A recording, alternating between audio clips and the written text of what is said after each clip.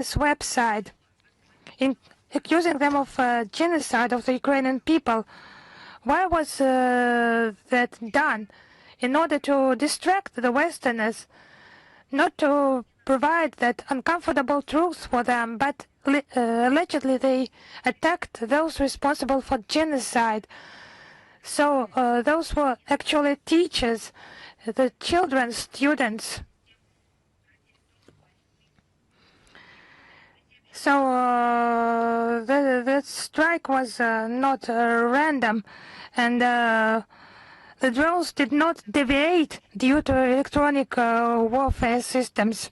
Those who ordered the terrorist attack, they were well aware of the consequences of this monstrous attack, that it bore all the characteristics of a war crime.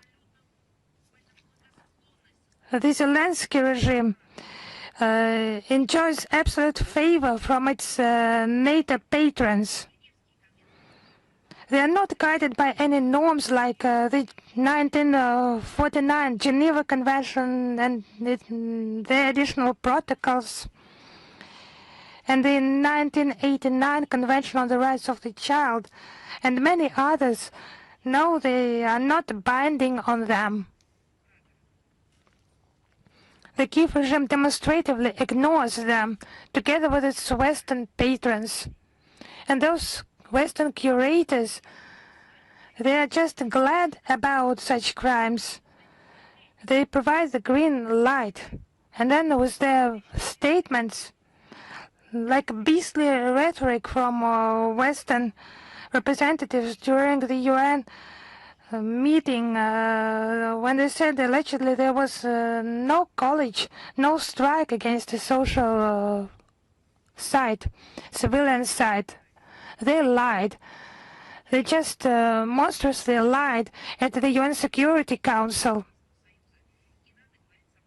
This distortion of the facts by the EU and NATO countries, it's just evident. It's a real carte blanche by NATO and EU leaders. They have provided to Bankova, literally, and supplied them with weapons and money.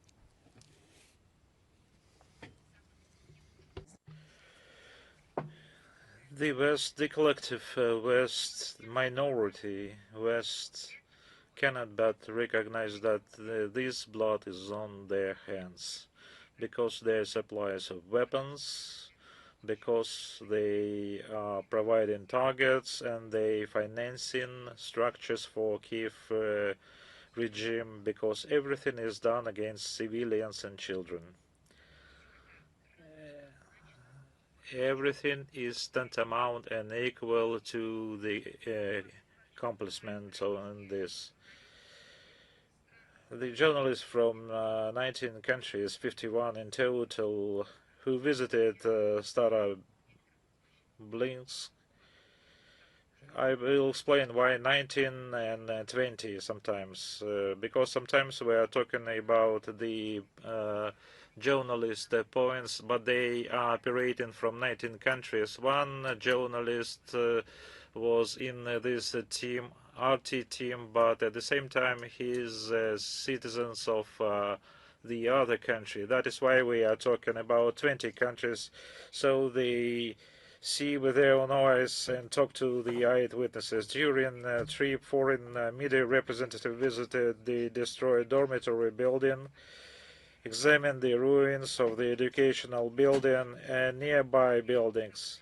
They were shown fragments of Ukrainian UAVs, shells, splinters, elements of the Starlink satellite navigation system, blast craters, and other material evidence of the monstrous crime. The coverage of this incident by this journalist, often contrary to the policies of the editors and the mainstream of Western Russophobic trend, completely disavows the hypocritical ignorance of the bloody crime committed by the Kiev regime. And it's becoming increasingly difficult to deny and silence the atrocities of the Kiev child killers. We will make every possible effort to ensure that the world community knows the truth about the inhuman essence of Zelensky region. Once again, our diplomatic missions will conduct systematic work in order to provide information about this monstrous crime to the international community using every possible methods. So 250 Russian citizens have suffered at the hands of Ukrainian militants over the past week. 199 people were wounded, including 20 children, and 51 civilians were killed. Here are just few facts. Belgorod region, 3 civilians were killed and at least 24 people were injured. Bryansk region from May 21 to 26 as a result of attacks by Bandera followers using drones and multiple rocket launches against civilians. 5 people were killed and at least 6 were injured. DNI from May 21 to 26, 11 people were killed, including 2 children, a girl of 3 years and a boy of 6 years. 4 medics from a team went to help those affected by the shelling. This is a trademark of Kiev terrorists. They strike on civilian facilities and rescues. Zaporozhye region on May 23, a transport workshop of the Zaporozhye nuclear power plant was attacked. 8 buses intended for transporting plant personnel were damaged. The residential sector and civilian infrastructure of the satellite city of Energodar are subject to almost continuous daily shelling. Last week, 13 civilians were injured on the region due to the FA attacks, including a man and his daughter who were driving to get flowers for the last school bell, as well as 2 employees of the Russian emergency ministry during the extinguishing of fire. Kursk region, a 67-year-old civilian woman was killed due to a drone attack and 3 people were injured. Rostov region, people were injured, 2 people were injured as a result of missile attack. Samara region, 2 people were killed in the city of Sызrань due to UAV attacks. Sevastopol, on the night of May 27, the city was subjected to combined attack by FAU using Western missile, including, according to the preliminary data, Anglo-French Storm Shadow missiles and drones. The building of the Southern Directorate of the Central Bank and 30 residential houses were damaged. A container with explosives dropped from UAV. Kherson region, 5 people were killed and about 20 people injured due to the daily shelling. Russian law enforcement agencies continue to gather evidence to bring the leadership of Kiev regime and the foreign mercenaries to criminal responsibility for the crime committed. The White Yuri Femenyuk, who in March 2022 in Mariupol gave a legal order to shoot a car driven by civilians, resulting in the death of 3 people. He was sentenced in absentia to life imprisonment. Commander Evgeny Markevich, who gave orders for targeting shelling of residential infrastructure in Dinia, and French mercenary Jonathan David Jacques Delport, who fought on the side of the Ukrainian forces, was sentenced to absentia to 15 years in prison. So look at the hatred of the Kiev regime to fight against history and culture, including its culture, and it's a terrible dichotomy. Look, on May 15, we marked the 135th year anniversary of the birth of the great Russian writer Mikhail Bulgakov.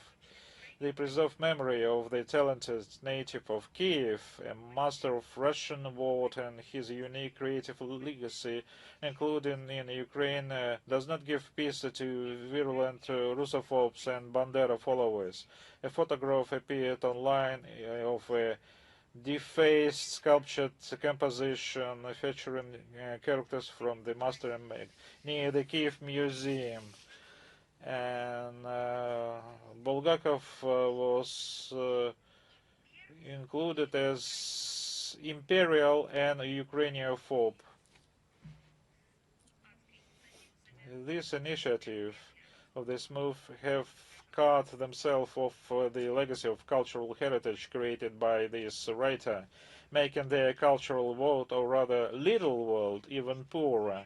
The current director of so-called Institute of National Memory, a former Azov militant, Alexander Alferov, generally considers in his duty to erase from the minds of millions of Ukrainians the slightest mention of which outstanding figures of pan-Russian and world culture lived and worked on the territory of modern Ukraine. He seeks to fill their place in people's mind with odious figures who served Nazi Germany and Hitler personally, of whose telling Alexander Alferov publicly considers himself an ardent admirer. And it's not a coincidence that last week he went to Luxembourg, where he participated in the ceremony we talked about earlier of exhumation and ceremonial transfer to Ukraine for burial of the Kiev Pantheon of outstanding Ukrainians, of the remains of the former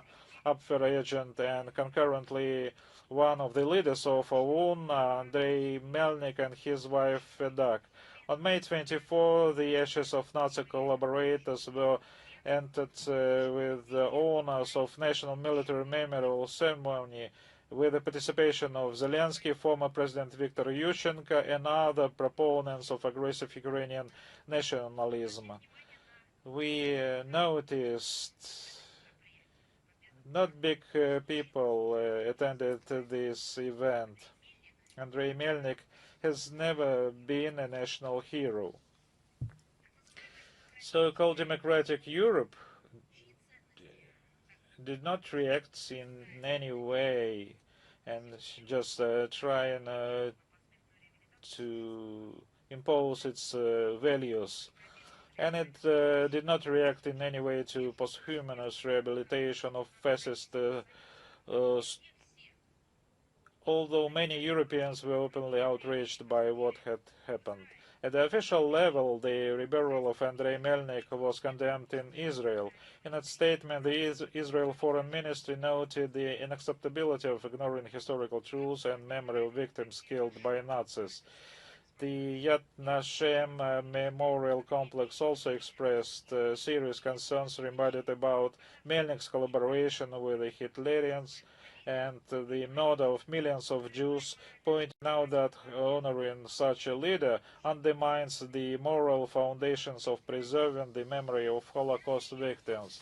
In the center of Europe, nowhere, not on the isolated islands, remote territories, or in the deep forest or woods without no humans, in Central Europe, the reburials with the presidential honors in the presence of two persons, the so-called president and the former president of Ukraine, the remnants, reburial of remnants of Nazis, criminal.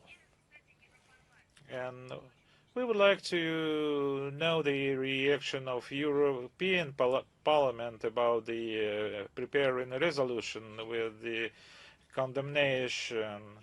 The necromania has long become a distinctive feature of the Zelensky regime. In Ukraine, in its current deplorable state, they are trying to build a national identity, literally on the boats, reburying some and disturbing the remnants of others. Earlier, Zelensky initiated an inventory of the relics of the Orthodox saints. That was the effect, and we will provide the links to our comments when it started. In 2023, the so-called Ministry of Culture of Ukraine confiscated the relics of three saints from Chernihiv Holy Trinity Cathedral, Saint Theodorus, Saint Philaret, and Saint Lawrence of Chernihiv. In 2025, an equally blasphemous inventory was carried out on the relics of pan-Russian Orthodox saints of the Kiev Pecherslava. With the aim of checking them for historical and scientific value. The end of quote. The conclusions of the Commission were decided in advance to be classified. The current condition of the relics, as well as their whereabouts, have not been reported. It's obvious that with such satanic action, the neo-Nazis want to deprive the residents of Ukraine of their true history. Instead, they want to improve upon them as idols, fascists, soldiers, and other nationalists rebel. It is for this purpose that the remnants are being brought to Ukraine. This is something from the furnace. The Zelensky regime cares absolutely nothing about historical truth. No respect or reverence. The reburial of nationalists is a purely opportunistic act,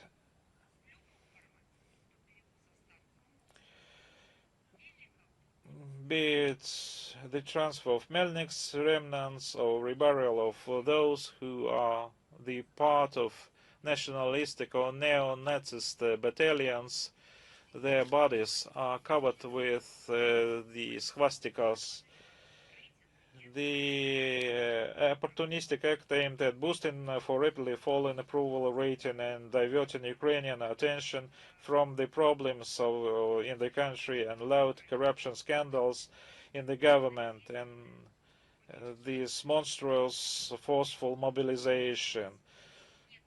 And they just trying to present something like similar to ideology, like reburial of the remnants with all the solemn ceremony.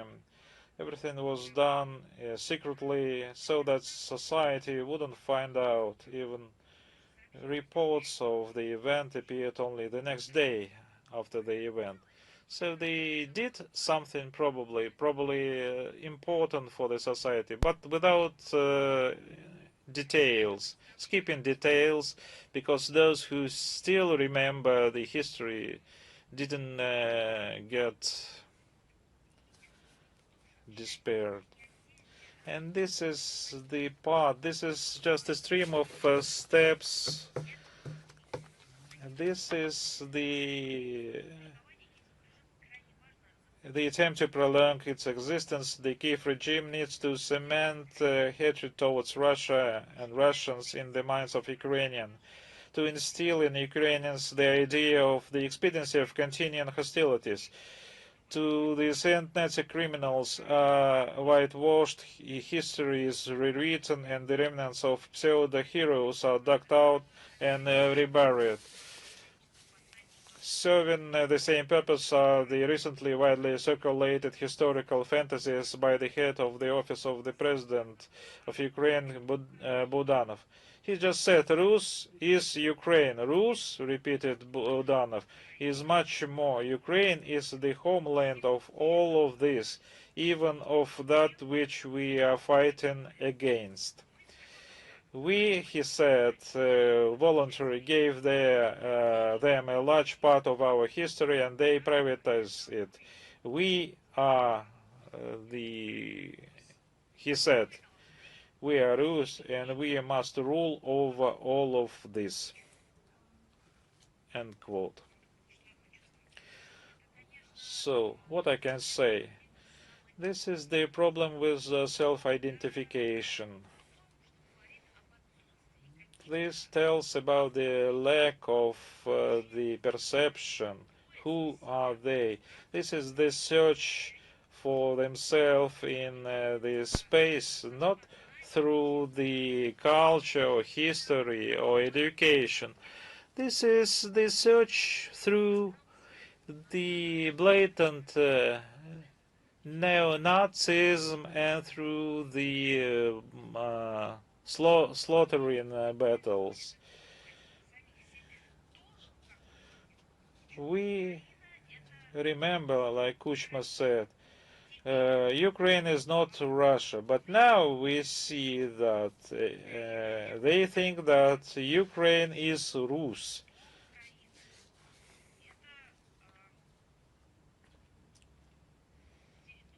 So Ukraine is a territory, as they claimed, outside the Russian territory. And now they claim that Ukraine is something bigger, Bodanov says, because they need to rule over Russia. So this is the lack of the understanding of the historic logics, way of history. Everything it depends on the attempts to keep the power through nationalism. This is the thing to rule the peoples. This is the blatant Russophobia through the historically tested Nazism, fascism, and so-called. They are not the first in this. They are trying to put this test on themselves. All Budanov's statements are very far from the history. This is a primitive insinuations completely devoid from historical reality about certain ethnic exclusivity of Ukrainian nation compared to other Slavic heroes, and to strengthen the neo-Nazis ideology for revanchism to justify the existence of terrorist quasi-state entity into which Ukraine has become under Zelensky. I try to find a proper word for those who makes these statements. They are moral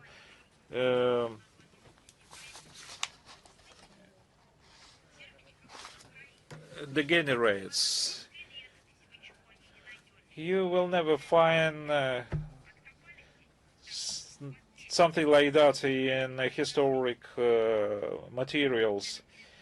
And at the same time, Kirill Budanov twisted the history, stated that Ukraine, I quote, is the motherland of Rus.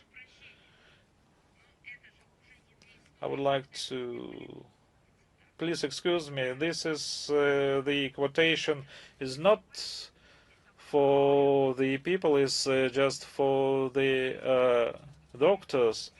They are paid for that. They are deliberately distorting history, like locusts, everything related to the historic facts.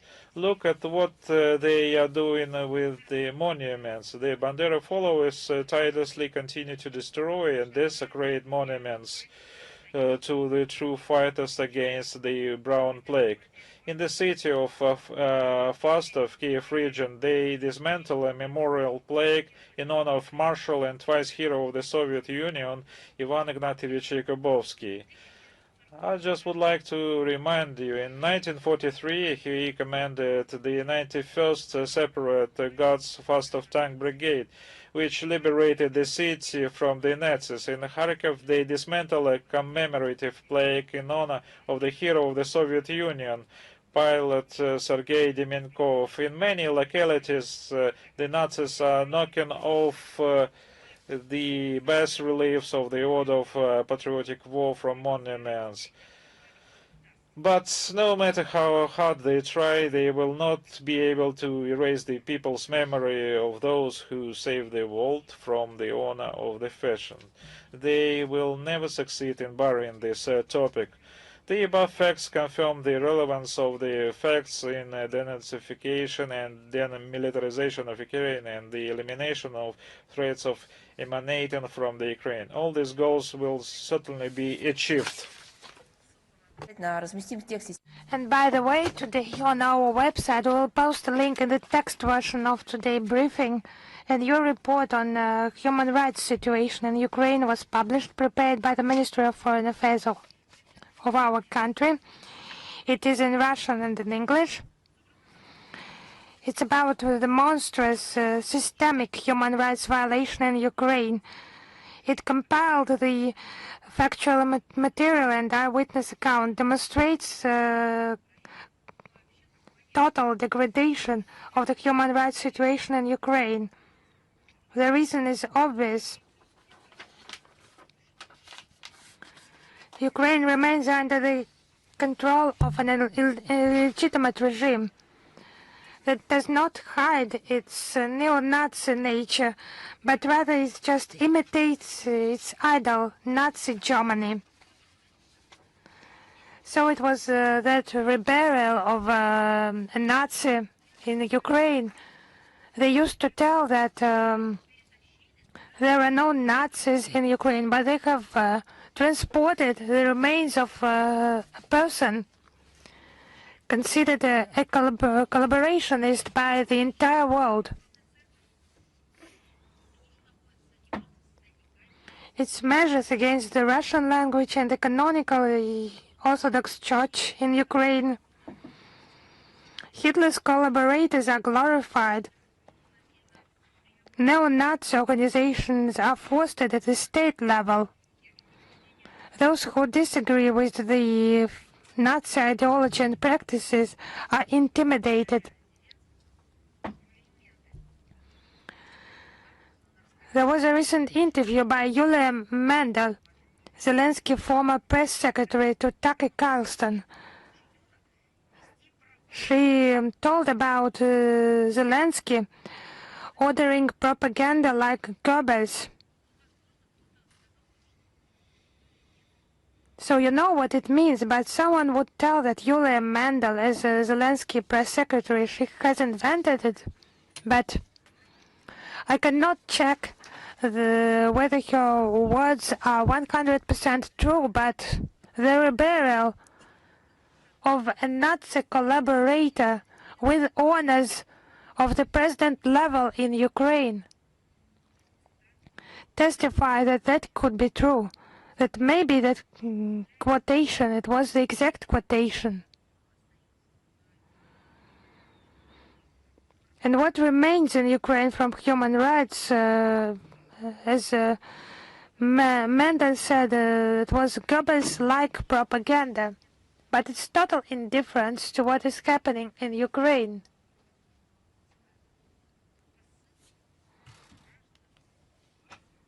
They do not think about citizens, their rights and freedoms. There are no such ideas. They just don't care about the order, the conscience, the morale. They just earn money from blood and deaths, and they're thinking about how to earn even more. And the West continues its weapon supplies to the Zelensky regime. Even more financial flows that would contribute to greater corruption and more crimes.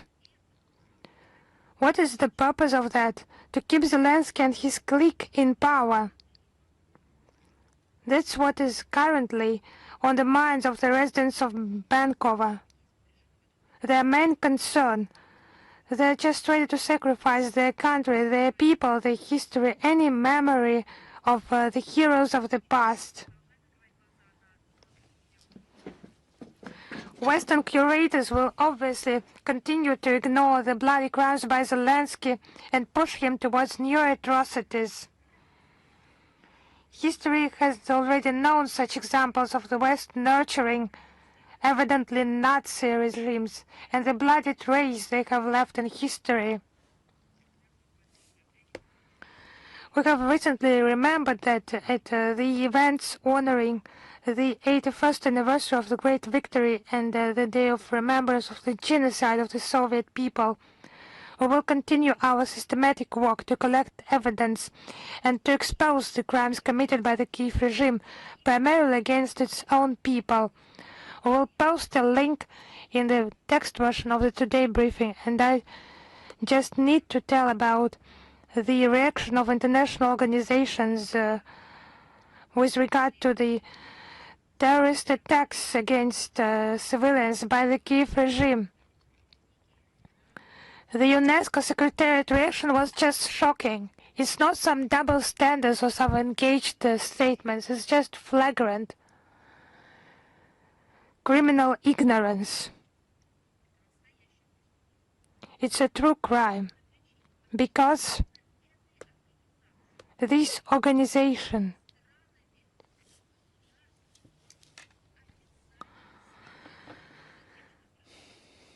its responsibility is to follow what is happening in the sphere of children's rights.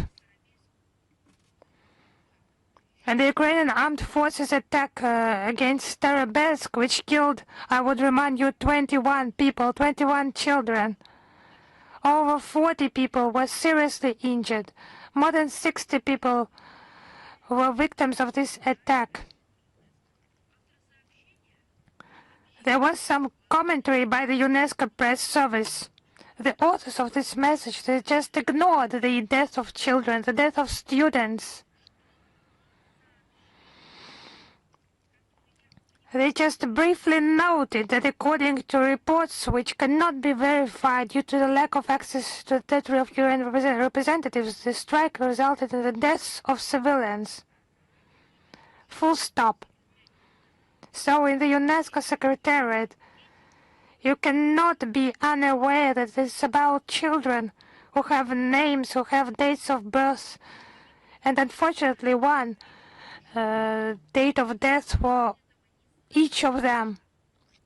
You cannot be unaware of that. It's about a strike against a college, because it's mentioned by the witnesses, the media outlets all over the world. It's mentioned by Russian government agencies.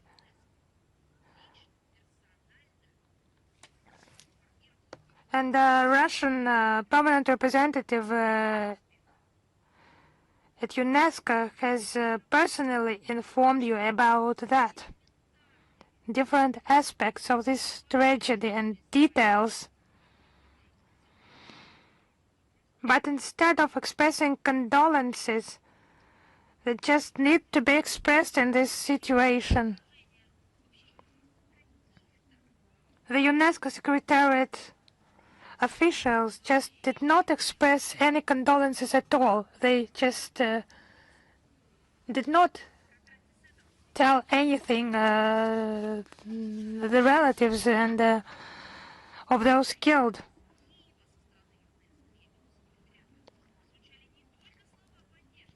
And Kiev was not only supported by UNESCO Secretariat, but also there were promises of assistance in assessing the damage and determining urgent measures.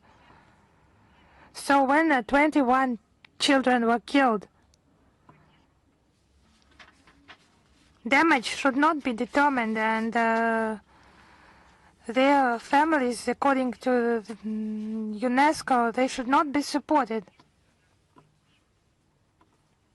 In response strikes against Kiev, UNESCO did not need any clarification, any expertise. They did not need that.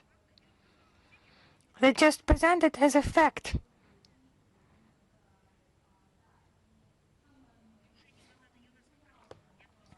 The violation of UNESCO's mandate, which does not include the issues of security, territorial integrity, or sovereignty.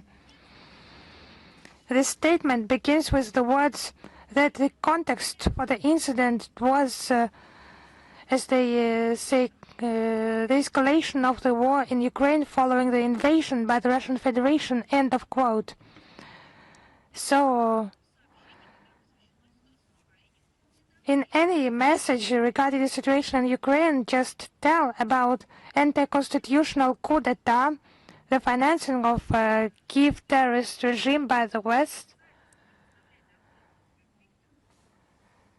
contrary to their own obligations not to supply weapons into the zone of conflict. That political support and militarization just mention further those initial root causes of the conflict. It's not double standards, it's criminal ignorance and manipulation with its own mandate. And actually, it's an attempt to somehow justify those who have committed a terrorist attack against civilians. It's criminal. They could not just ignore another crime by the Kiev regime. which killed 21 people, mainly children, because it directly concerns the UNESCO scope. You cannot turn a blind eye to that, and it's about the killing of minors, but they have managed that, and we will open their blind eyes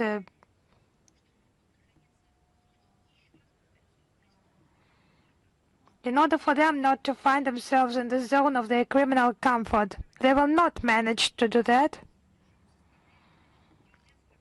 Such pandering to the criminal Kiev regime is unacceptable. Violating the principle of equidistance damages the prestige of international officials, international organizations. Actually, nothing has remained from the prestige of UNESCO. They have issued a report on the killings of journalists, but there were no Russian names there. Now they have just ignored the killings of children, and then the killings of those who have tried to rescue children from the debris. It's not just engaged position, it's just supporting those who commit those terrorist attacks. We demand that the UNESCO Secretariat strictly adhere to its obligations and the status of international humanitarian organization. In some days it will be the 1st of June, the International Children's Day. In our country, it's marked in accordance with our political priorities. The Convention on the Rights of the Child, that is still relevant, 30 years of its existence, and one of the main tasks is the protection of children, care of minors for any state. However, in this sphere, there are immense challenges and problems: hunger, lack of access to health care, violence, and terrorist attacks against children. Children's issues are politicized totally. Double standards are promoted. Some countries are unscrupulously exploiting the emotional side of the issue. It's lies and slander against other states. There is also an issue of the so-called kidnapped children, kidnapped by Russia. It's invented by the Ukrainian regime, and this myth is being promoted on all international platforms, and they're just glad to hear that and do not check the facts. However, they ignore the fact that the reunification of children is conducted from the very beginning of a special military operation. There are contacts with Kiev, with the assistance of the Vatican, Qatar, the International Committee of the Red Cross. In October 2025, the U.S. First Lady Melania Trump actually actively joined those efforts. 30 children from 22 families have been returned, and 141 minors from 114 families have been reunited with their parents. The fourth bulletin of the Commissioner for Children's Rights, Maria Zakharova, has been published and translated into English and posted on the Children's Ombudsman's website. We will post the links in the text version of the Today briefing.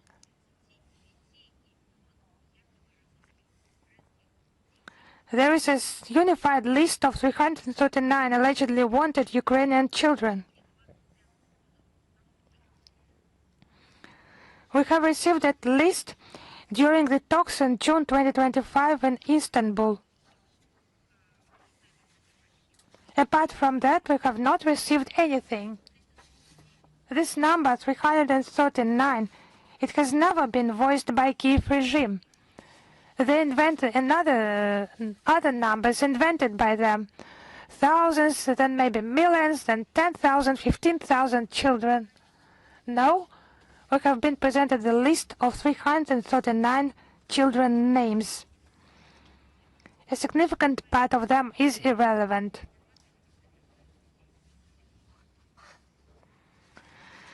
So we urge everyone to study that information that is contained in the bulletin of the Presidential Commissioner for Children's Rights. Unfortunately, this conflict has affected children a lot. Those problems connected with children started to be discussed starting from 2022, unfortunately. And before that, allegedly, they have never had any problems connected with children, but by the time there was the Angels Alley and those statements that the Donbas children will live in cellars while other children will live well. No, back then no one mentioned those problems of children. However, from 2014 to February 2022, at least 129 children were killed in the territories of the LPR and the DPR. But those victims were not mentioned back then, because the youngest victim of the Ukrainian aggression was only 27 days old on the day of her death. And the Tornado and Aidar forbidden battalions tortured and abused minors in Donbass. In one of the schools of Lysychansk, there was a torturing chamber. Children were tortured and filmed, and there was also the orphan girls transported to the Aidar battalion fighters for abuse and violence. You understand that? And it has all the characteristics of genocide. There are numerous hateful statements by Ukrainian leaders. The former Prime Minister Yatsenyuk called the Donbass militia subhumans. It's a direct quotation, similar to the Nazi Untermenschen. And President Petro Poroshenko, it is his expression that children will be sitting in basements and cellars, and it's a direct quote. He's calling it his country, but he just voiced many statements like subhumans and so on.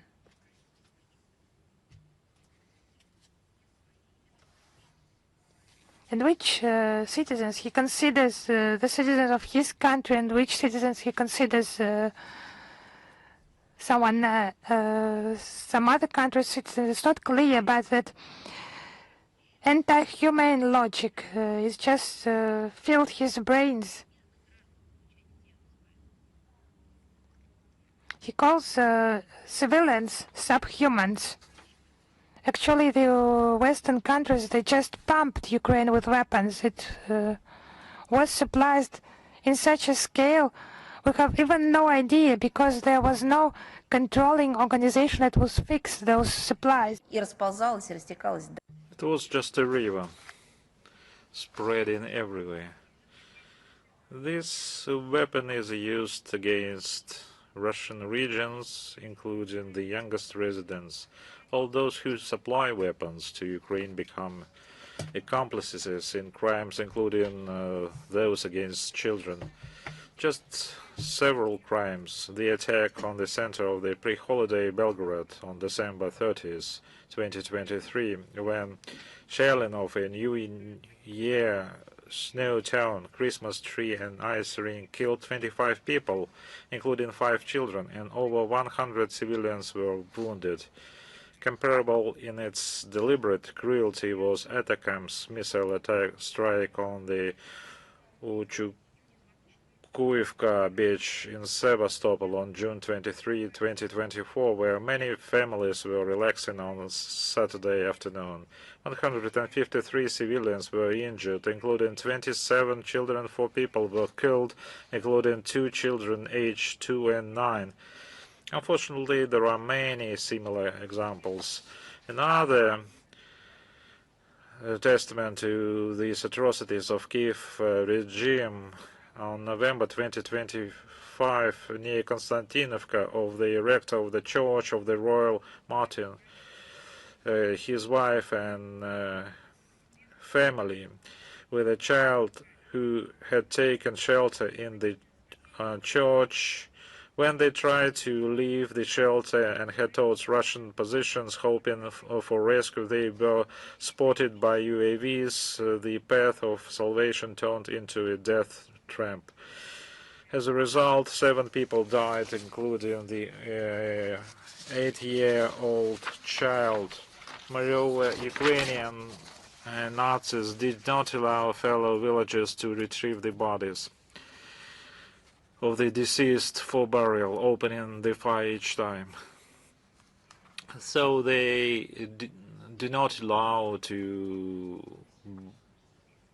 bury. They are engaged in a reburial of their own Nazis. On the night of December 31st, 2025, the Ukrainian forces carried out the targeted drone strike on a cafe and hotel in the village of Hortly, Kherson region. 29 people were killed, including 2 children, many burned alive. 31 people were injured, including 5 minors. On May 22nd of this year, they attacked the academic building and dormitory in Starobilsk College. There were 86 children in the age between 14 to 19. More than 30 people were injured. 21 were killed, all of them ordinary students, children in fact. The rescue operation lasted 45 hours, and the danger of further strikes, repeated strikes by Ukrainians, was announced 15 times. We were telling this to the 51 foreign journalists who were not afraid of to honestly fulfill their journalistic duty and come to the crime scene recorded for the indisputable fact. And they see that it's not headquarters or storage of ammunition. This is just a children educational institution where children were. The Zelensky regime also does not leave alone the children who found safety on Russian territory. Ukrainian so-called volunteers and activists persecute foster families. And children who live in these families are blackmailed or intimidated, including through threats of organizing a child's kidnapping or escape. They also involve in teenagers in illegal activities. They trained with calls and messages to harm them. They put information in the internet about fast money, quick earnings, and then they look for those who will be engaged in other dangerous activities or socially dangerous acts. Deception and forgery are also used to induce them into unlawful acts, such as sending fake photos, and they make children to commit other criminal activities. And they also send fake photos of law enforcement officer documents. They intimidate. There is also a system of recruiting school children via social network. Children are offered money and manipulated to obtain information. There is evidence that Ukraine, through the internet, is drawing children into games that can lead to death. Another fact of deliberate terror of the Kiev regime is the posting of personal data of Russian citizens, including minors aged 2 to 17.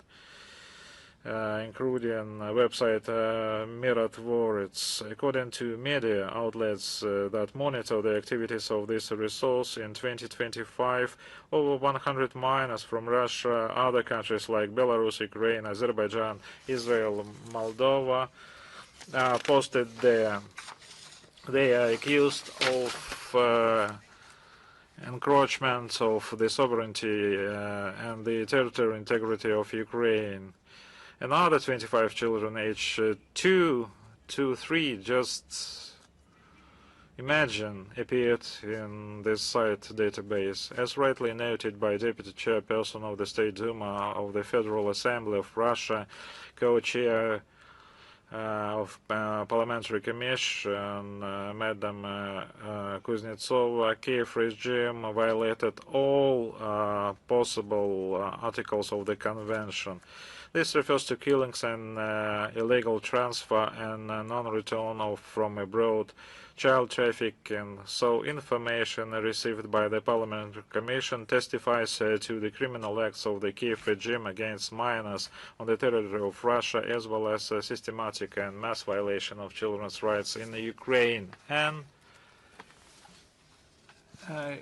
Kishinev Chisinau regime is also good in this. It's quite clear that they are so far, but using the rate, they are quite close to that. The release of the book Gutsul Case, Anatomy of the Political Persecution, is legitimately elected Bashkan of the Gagauz Autonomous Region of the Republic of Moldova, is causing growing resonance in the media. The publication of the collection has become an event that reveals to the true essence of the regime. This is a unique documentary manifesto created in a cell of Chisinau prison number 13. It is based on 30 personal letters by Gutsul addressed to her husband, children, mother, politicians, and so on. One of the letters is addressed to President Putin. It states, "It was a shock for me to realize that someone can come and punish you for what you grew up with, for the Russian language, for the memory of victory, for the Our Father in Russian, for everything that has been part of your life since birth." In her address to the world, Gutsul vividly and uncompromisingly paints a picture of the immersion of once agrarian republic into the abyss of political lawlessness. She writes about the growing conflict between Gagauz authorities, about the creation of the climate of suspicion, and her election as a leader and her consistent defense of the region's autonomy that became a crime for the Chisinau regime, a crime requiring no proof.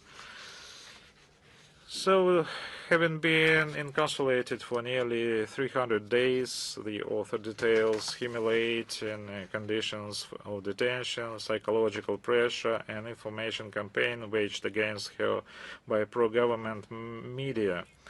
A recurring theme in the text is the idea that the prosecution of the people's elected leader is closely linked to the defense of friendly ties with Russia.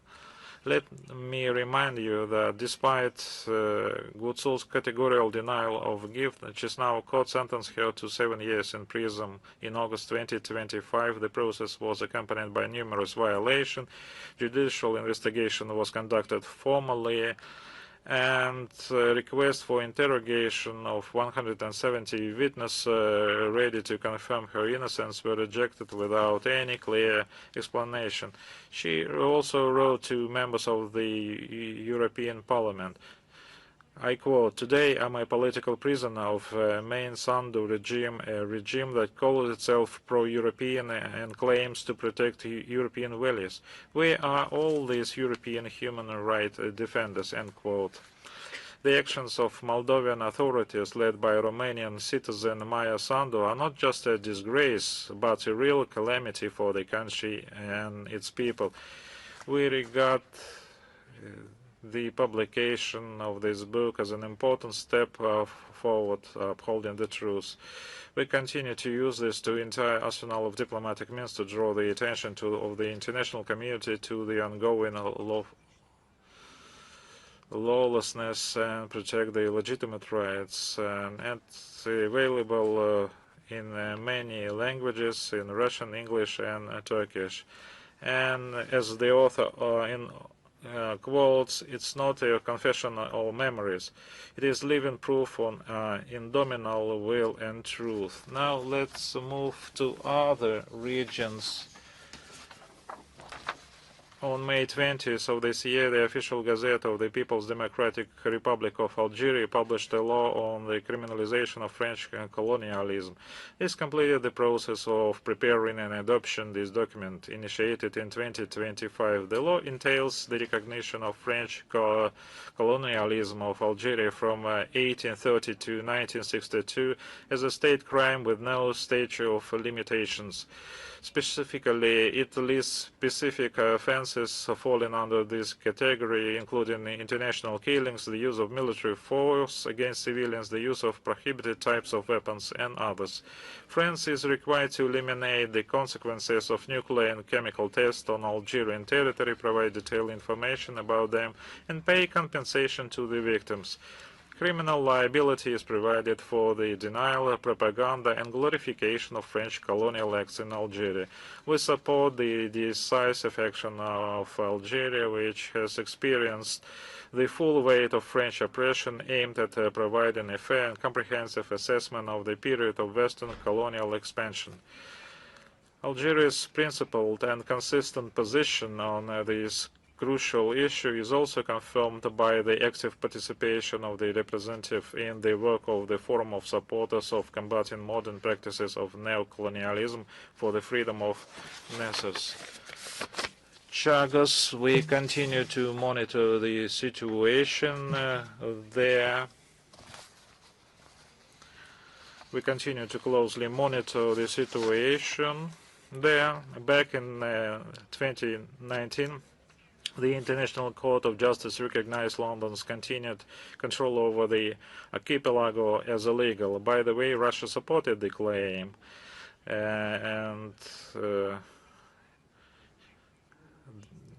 but the British reluctantly began to meet Mauritius halfway on this issue. Even this step was made with great reservation, and only when the other political parties came to power on the Albion. But then situation changed. It suddenly turned out that White House was not satisfied with such self-activity on London's part, and for the inhabitants of Downing Street, dependent on the opinion of their older brother across the ocean, this turned out to be more important than caring for the reputation of or fulfilling already assumed obligations. Let's not be ignorant and naive. Many English ruling circles were glad of such a rebuke from Washington. As a result, in London, they again began to stall the process. The ratification process in the parliament slowed down, and then the legislative session came to an end. As you remember, we spoke about this recently on April 13 of this year.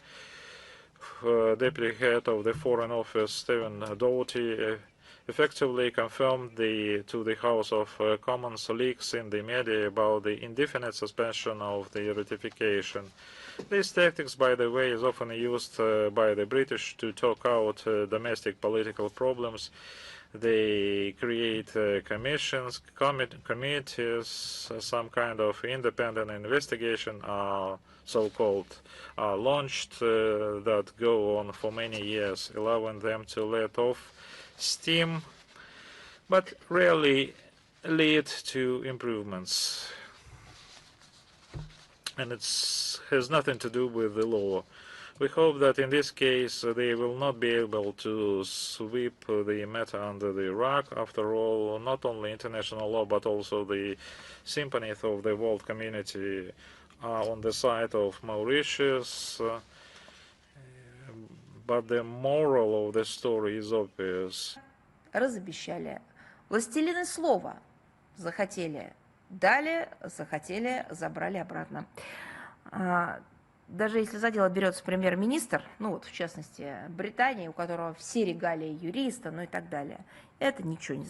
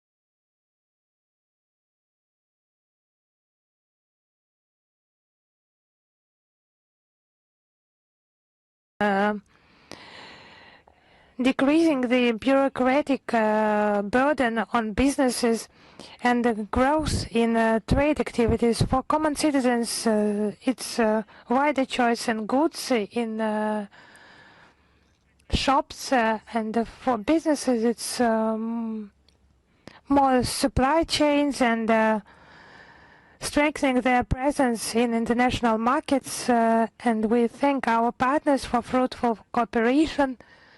And we hope to further develop our economic potential and strengthen the businesses of our countries. And now I'm ready to answer your questions. Is International Life with us? Yes, hello, Madam Zakharova. You have mentioned about demolishing monuments in Ukraine. Unfortunately, there is one more such signal in another region in the CIS space. In Armenia, they have not abandoned plans to dismantle the memorial to those killed in the Great Patriotic War in the village of Artik in the Shirak region. How would you comment on this situation? You know, as far as we understand, the authorities of the village of Artik and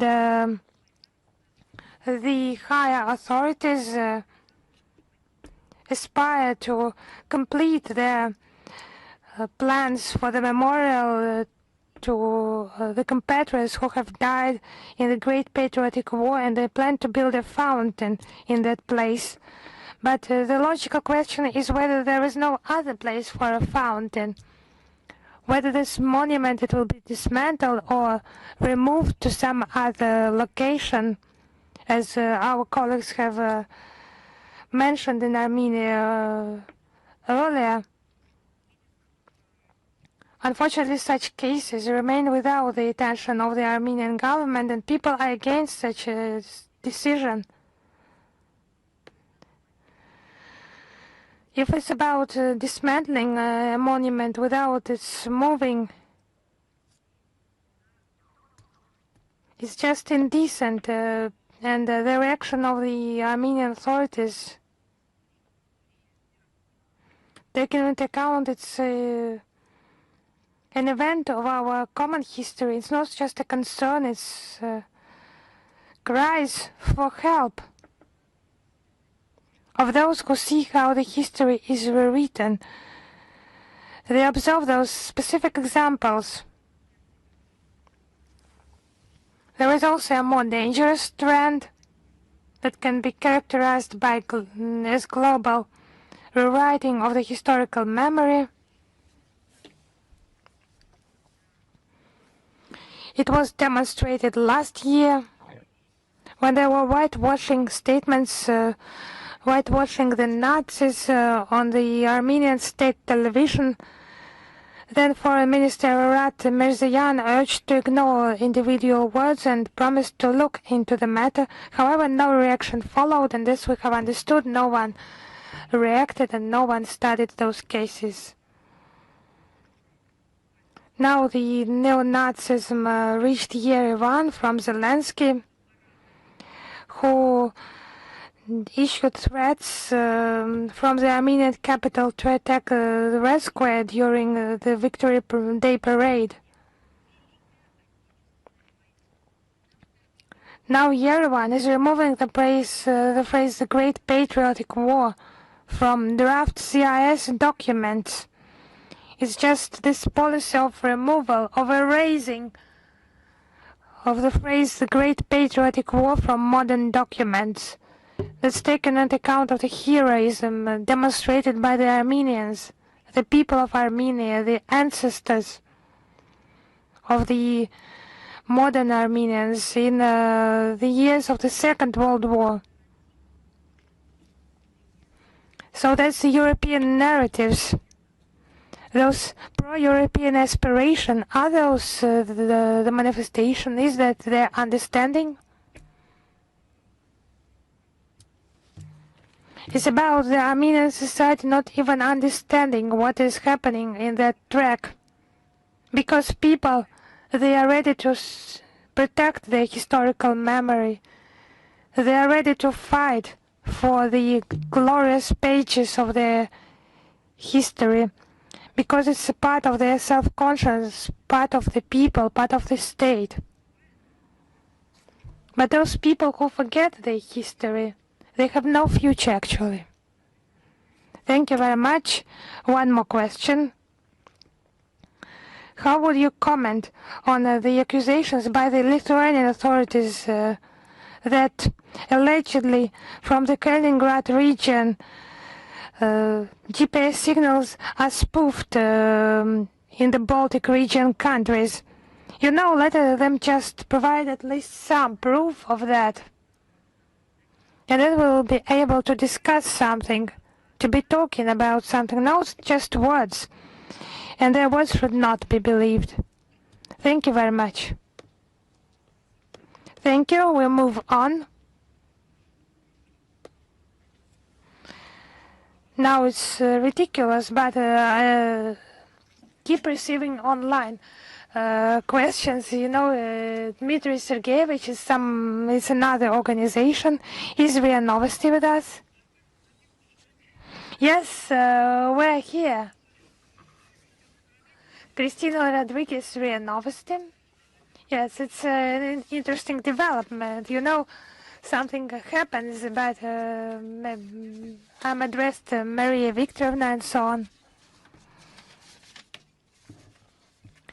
So, Kristina Rodriguez, RIA Novosti, if you allow me 2 questions today. Yes, that's convenient. Our first question, there is information that the US and Japan will hold joint military drills from the 22nd of June to the 1st of July, and that the Japanese Kanoe Air Base, they plan to deploy this strike Typhoon complex, missile complex, able to launch small and medium-range missiles. I would like to know how the Russian Foreign Ministry assesses such actions by the US and Japan. You know, we have commented on such small and medium-range missile complexes on multiple occasions. It's of negative impact on stability and security of the region, the Asia-Pacific region, and a direct threat to our Far Eastern regions. We have on multiple occasions warned the Japanese side on such actions, like deliberate hostile actions towards the Russian Federation and ignoring its national interests.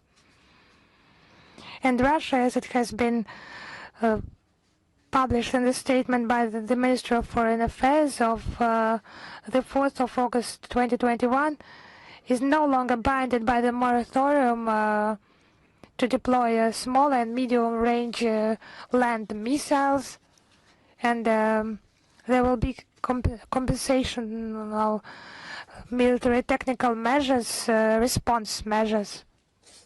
Thank you very much, and I will move on to my second question. During your briefing on the 7th of May, you mentioned the French media position in Africa, and audiovisual sector, as we have learned from public sources, there was serious criticism of the overall state of affairs in the country's media. How would you comment on this?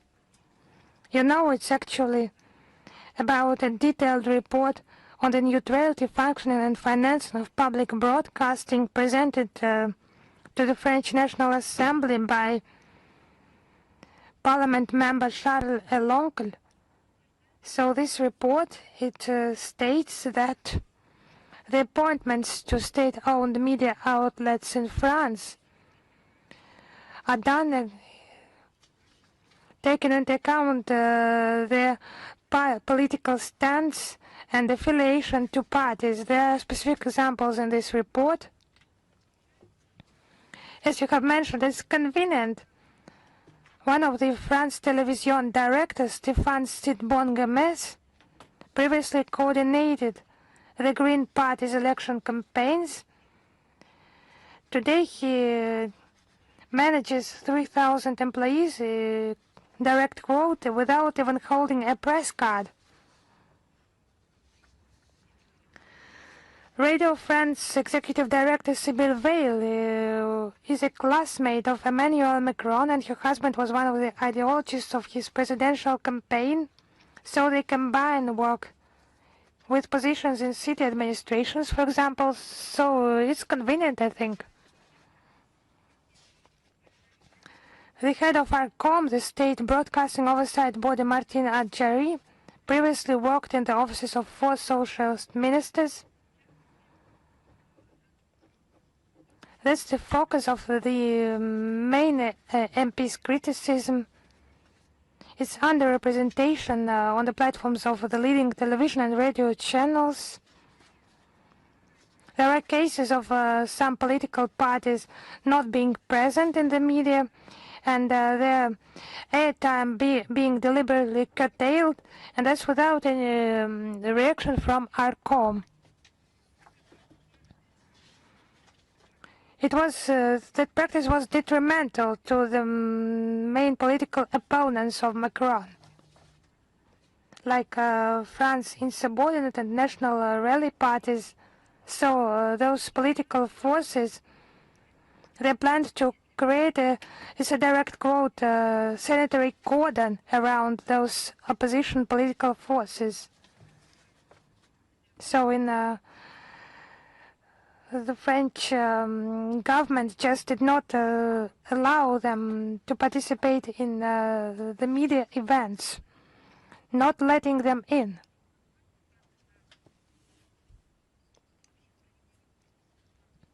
It's a breach of the freedom of speech and destruction of pluralism in France, in its media space. In his comments on France Television's editorial policy, Stéphane Sidbon-Gomez had to admit that it's a direct quote, sharp edges were significantly smoothed out. I would say they were just turned into some angles and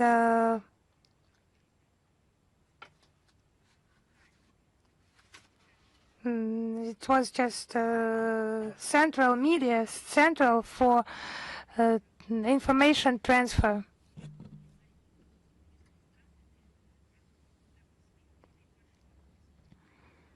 And we cannot be talking here about the impartiality of the French media.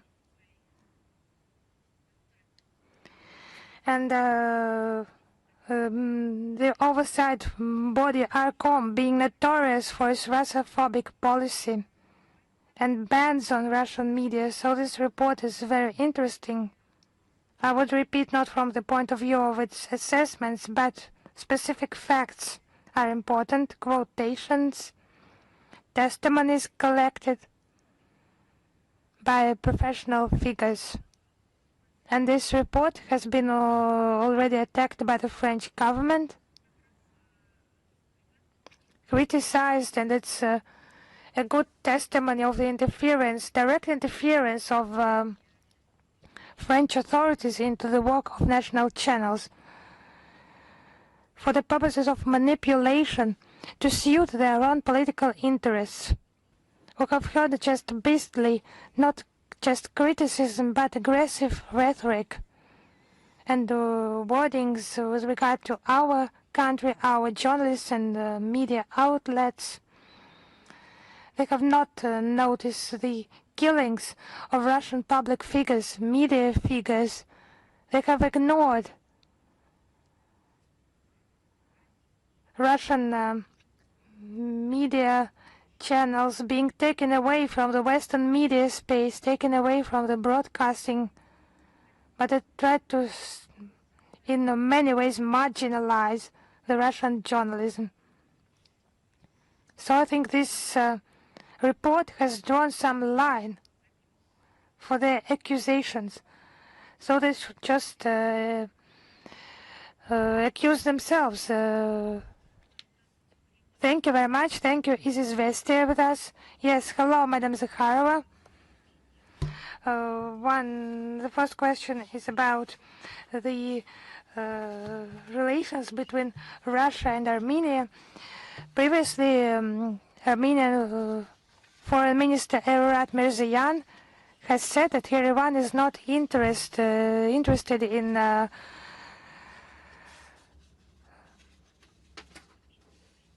severing relations with Moscow. So how will it be possible to preserve allied relations with Russia, and what are the mid-term perspectives for the relations with Armenia? You know, your question is one of many questions on this account. And on the sidelines of the Security Council, the security conference, we have mentioned this issue, and there were multiple contacts in the relevant formats, and I have prepared significant material in order to comprehensively cover our bilateral relations.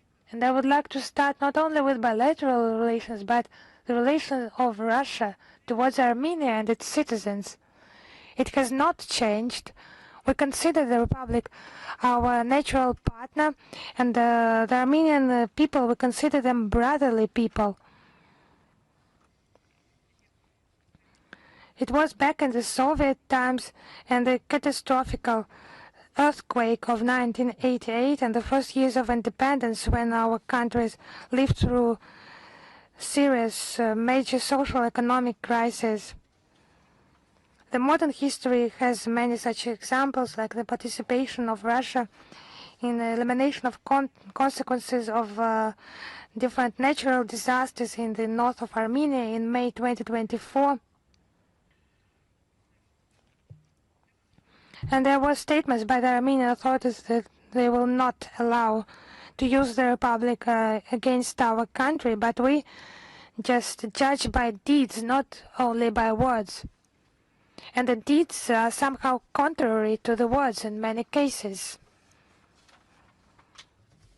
Because Russia has never been against the diversification of the foreign relations of Armenia, but it can hardly be considered balanced in the today's situation.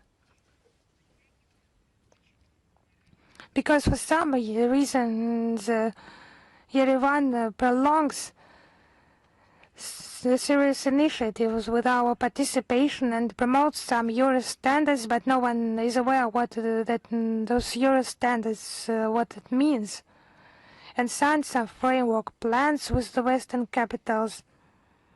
But there are important details in that, because those Western capitals have declared a true hybrid war on Russia and aim at imposing a strategic defeat on Russia. And with those countries, Yerevan just concludes those strategical agreements on plans and intentions. Those who wish ill to our common Eurasian space. And they actually start interaction with Western Europe, European Union countries, where traditionally and solidly bonuses to Armenia. It has been Moscow bringing those benefits, and the detriment of relations with Moscow. There is no detriment, there are bonuses, there are benefits, but for some reason we're starting to being substituted in those tracks. But the success of those new beginning in relations is not guaranteed, because in many cases Westerners, they deceive, and you should study on those examples. We see a whole parade of declaration and strategic partnership concluded with EU members. Moreover, these countries that aim to inflict a strategic defeat on Russia, and with those who are at the forefront of European Russophobia, for example, such leaders of the European construction as Lithuania. I beg your pardon, probably it's quite interesting, but you need to look at the indices of the economic or industrial growth demonstrated by Lithuania, or probably energy sector is developing quite fast. I am not sure in what direction.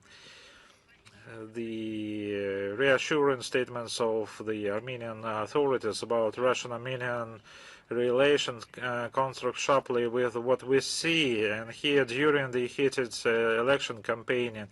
We know the demonstrative connivance of the team of Nikol Pashinyan regarding the targeted campaign of the West to stimulate anti-Russian sentiment.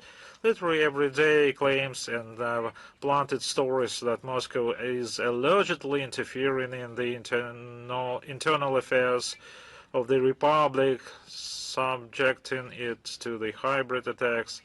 Spy money, espionage is being cranked up, and tales about FSB or KGB are being circulated. Against this background, it's evident that it's evident to the naked eye that relations with Moscow are perceived as a tactical tool, not financial support for reorientation towards the European path. Like they say, a civilizational choice, according to the representative of Armenian leadership, has already been made. It is, they say, enshrined in the law on the start of the process of Armenian accession to the European Union in 2025. They just claim that please don't pay attention to that, it's just on paper. Of course, we cannot but be concerned about the course of Armenian leadership towards rapprochement of the Euro-Atlantic community, whose mainstream political line is sharpened against Moscow. The EU itself is transforming from an economic union into an aggressive militaristic bloc. Its actual merger with NATO is being observed. The Anglo-Saxons openly boast about how they are tearing Armenia from the clutches of the authoritarian Russia and connecting it to the military political mechanism.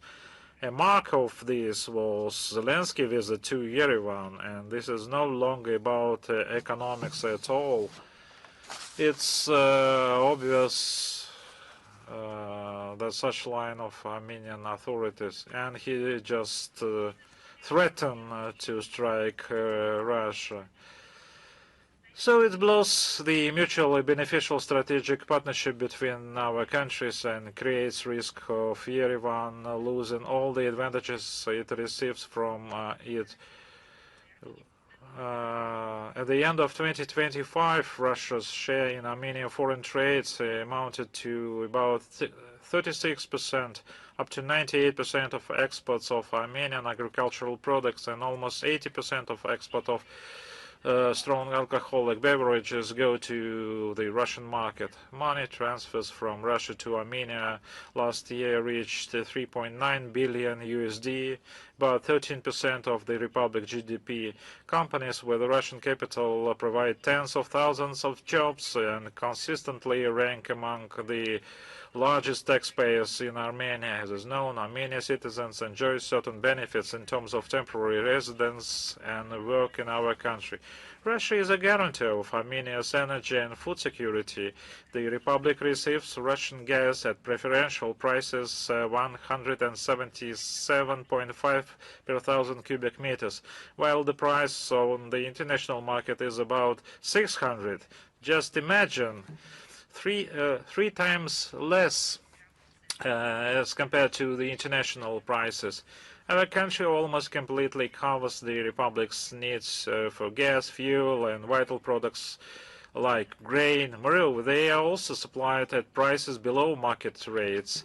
It's important that the sometimes imposed restrictions on the export of certain categories of goods from our country do not usually apply to Armenia. Of course, Armenian citizens themselves will choose for the path for further development of their country. I would like just to emphasize that Russia is interested in truly sovereign and independent Armenia, which we have always perceived as an equal partner and friend.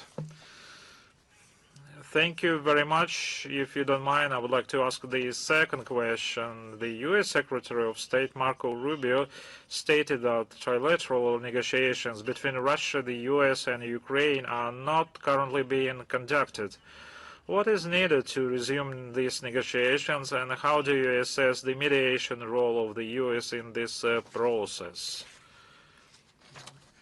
We consistently welcome the efforts of the U.S. President Trump and others who are interested sincerely to find the ways to facilitate a diplomatic settlement of the Ukrainian conflict, noting that among Western leaders, he is currently the only one who understands its root causes. They lie in systematic creation of the collective West of threats to the national security of Russian Federation. We see no fundamentally new points in the statement of Marco Rubio. We see the key to a productive negotiation process in the political will to seek mutually acceptable solutions aimed at a long-term and sustainable settlement of the conflict. I mean, in the context of the settlement of these conflicts, both we and the U.S. side have such a will, which cannot be said about representatives of Ukraine and their Western handlers, who have recently resorted to ultimatum rhetorics, while the Kiev regime itself uses terrorist methods and strikes civilian targets with larger supplies of weapons and money. The main point of application of efforts in our country has been and remains the achievement of the goals and objectives of the special military operation. This can be achieved not only through the political diplomatic means, like we regard always as a priority, but also through military means, which does exist, and no one disregarded these options, but the priority, I stress this, would remain the political diplomatic means. Thank you very much. Thank you. Xinhua, are you with us?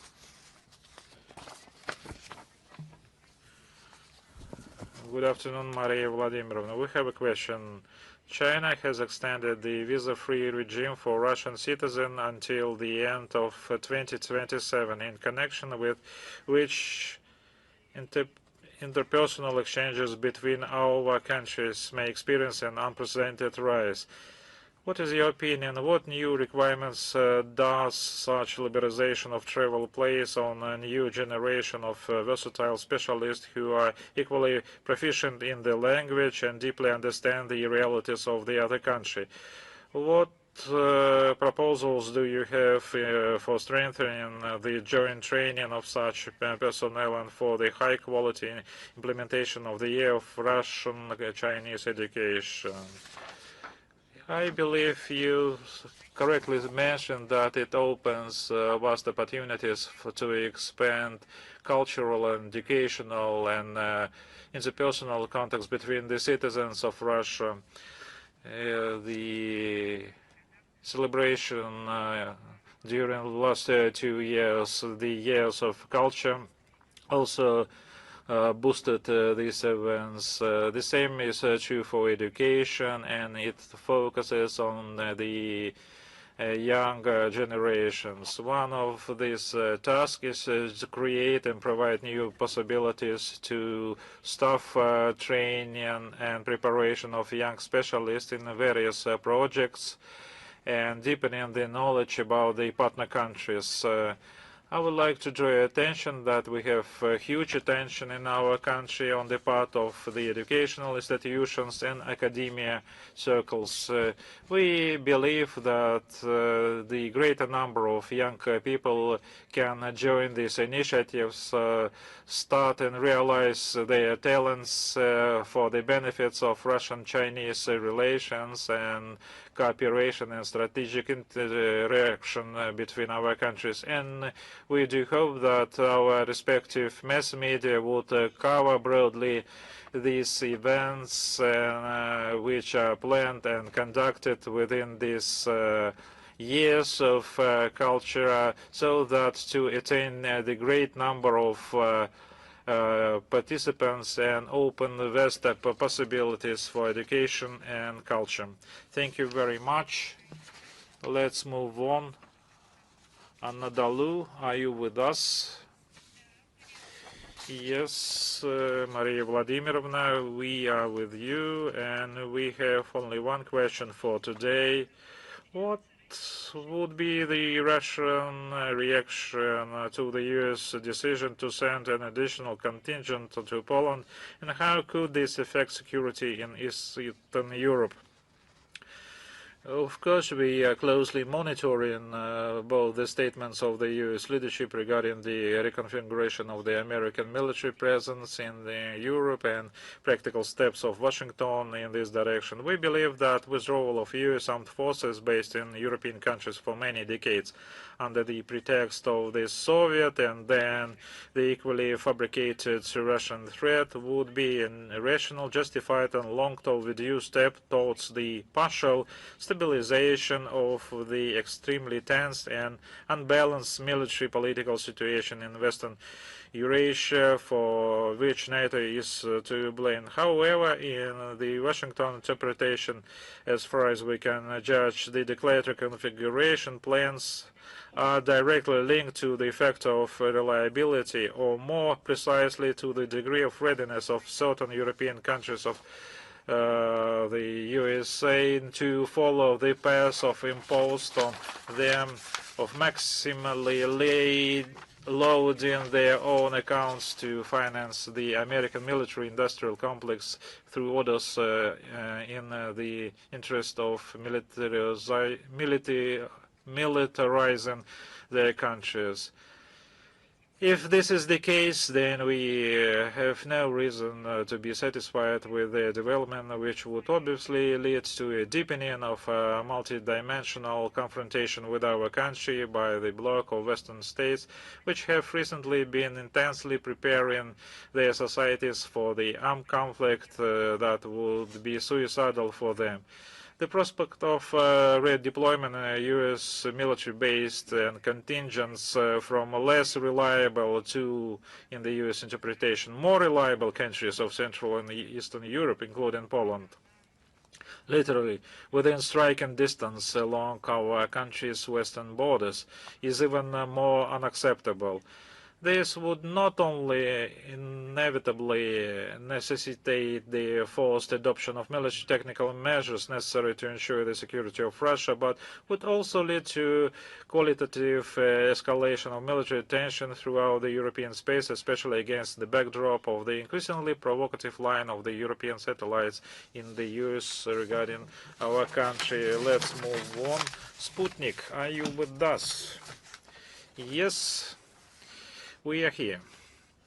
Our today's question, unfortunately, is getting more and more relevant, especially in the light of Ukrainian strikes. The Palantir moderated AI-based Palantir has been openly moderating the course of tactics of military operation for the Ukraine for several years. Does Russia have any information about the possible involvement of Palantir system in the territorial attacks on the dormitory in Starobilsk? Can you repeat the last portion of your question? Does Russia have any information about the possible engagement or involvement of Palantir systems? Yes, now I see. Yes. Since the beginning of the special military operation, Palantir has been closely working with the Kiev regime, providing the capabilities of using artificial intelligence systems in the interest of Ukraine. It's well known that the company has agreements and obligations to the Pentagon as a contractor. The leadership of Palantir adheres to obvious, overtly fascist views reflected in the company April manifesto, we justified the use of AI-based technologies for a kind of time of Western superiority. In essence, it divides the world into us and the wonderful jungles, as they say. We specifically discussed the activities of this company at one of the forums. I can add a link to that. And we have no doubts that Palantir is involved in formation and implementation of Nazi Russophobic policy of Zelensky regime and Bandera regime. I think if this assumption does not correspond to reality, the company's management will be able to provide convincing evidence to the contrary, and we will take them into account. Thank you.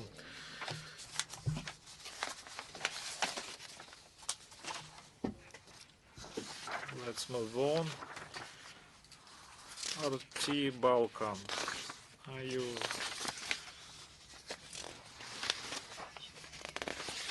RT Balkan, our question is as following. In an interview with Politica, the Speaker of the Serbian Parliament, Brnabic, stated, I would say that Belgrade's relation with Moscow are brotherly relations. And she also said that Serbia does not have large trade turnover with Russia, and that, for example, its trade turnover with Bosnia and Herzegovina is larger. How would you comment on that? Thank you. Thank you for your question. There is no need to repeat this quotation. Can I use your kindness and indulgence in terms of coverage? And I would like to ask you to provide the following questions to Anna Brabic. Does Serbia have other brotherly relations with other countries? If yes, please provide examples so that for us it would be possible to compare this. If it is all, thank you.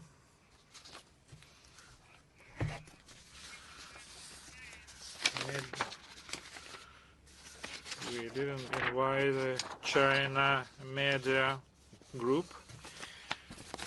Good afternoon, Maria Vladimirovna, China Media Group. We have two questions. First is, according to US President Donald Trump, enriched uranium from Iran should be transferred to US for subsequent destruction or destroyed on the spot under international control. What is the Russian position regarding this statement, and what motives, in your estimation, may underline this proposal? We again would like to draw your attention to the fact that the mentioned stocks of highly enriched uranium belongs to the Islamic Republic of Iran. In this regard, the fate of the mentioned material can only be determined by Tehran. Only the Iranians have the right to dispose of it, including deciding whether to export it outside the territory. If yes, then where and how. At the same time, the issue is one of the central topics of the ongoing indirect US-Iranian dialogue. We call on the parties not to slide back into armed confrontation, which is potentially fraught with the risk of full-scale humanitarian crisis in the region. Our position on this matter is well known to all and has not changed. At the same time, we have never imposed and do not intend to impose our initiative to transfer Iranian highly enriched uranium to the territory of Russian Federation. The decision on whether to seek our assistance or not remains with Iran. Thank you very much. Another question. On May 26, a meeting of the foreign ministers of quadripartite security dialogue participants comprising Australia, India, and the US and Japan was held in New Delhi. where they agreed to launch large-scale programs to strengthen energy security, join maritime surveillance, and protect mineral supplies into the Indo-Pacific region. China believes that this cooperation between the states should promote peace, stability, and prosperity. How does Russia view this? Does it contribute to the development of security cooperation in the region, or does it, on the contrary, carry a risk of geopolitical confrontation? Just 1 second, please. Whatever has been declared publicly by the participants since the creation of Quad, this four-country format dialogue on security, the main impetus is put on the military component. Regular joint drills of these 4 countries have caused the development of projects with the use of force in this region. And it's obvious, taking into account the ministerial Quad meeting mentioned by you and their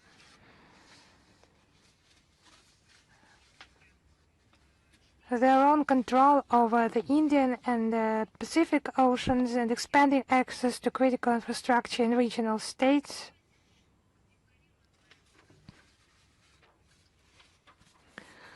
On the other hand, the security declared by this community, it's not security for everyone.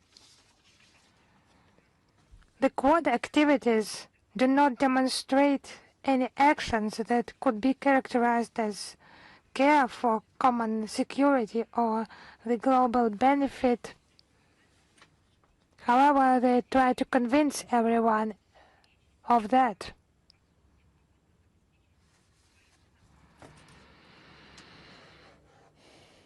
It's actually attempts to ensure the security for the benefit, for the detriment of other states.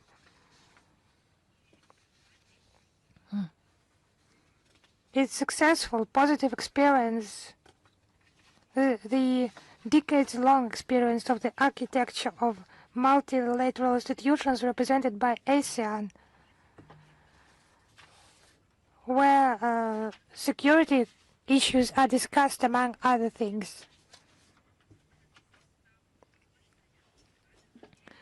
It's about the issues of regional agenda and all the Quad countries being part of the East Asia Summit. Russia, Austria, India, China, South Korea, the US and Japan. This format has a lot of opportunities to address the challenges in maritime cooperation, food security, financial and economic stability throughout the Asia-Pacific region. But a special member of this 4-country association is they just need some joint initiatives.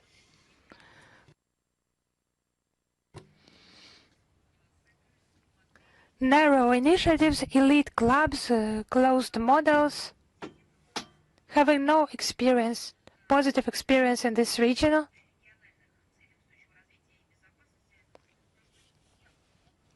Our country is convinced that it's not the bloc schemes.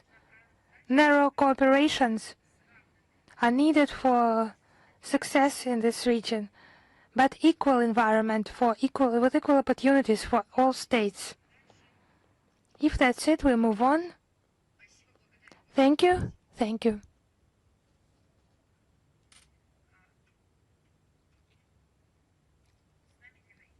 Is Reuters with us?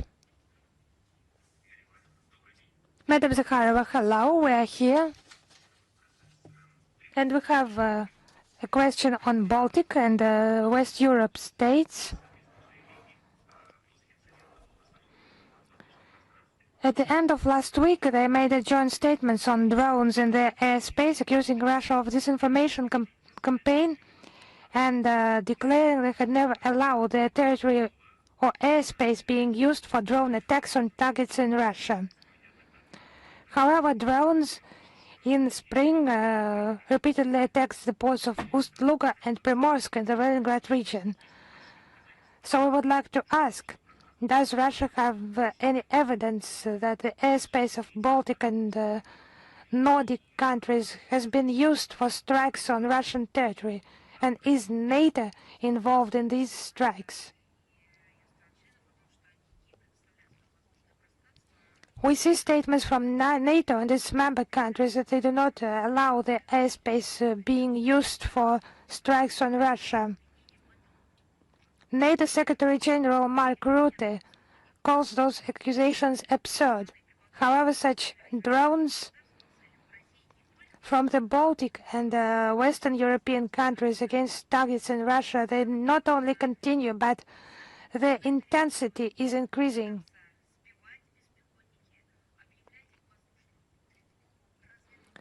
NATO countries are forced to respond themselves, shooting down drones trying to do that and raising raid alerts.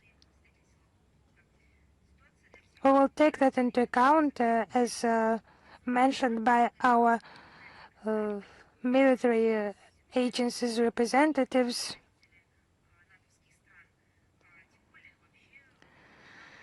Some NATO countries' representatives, their authorities, just accusing our country. Those accusations are highly absurd.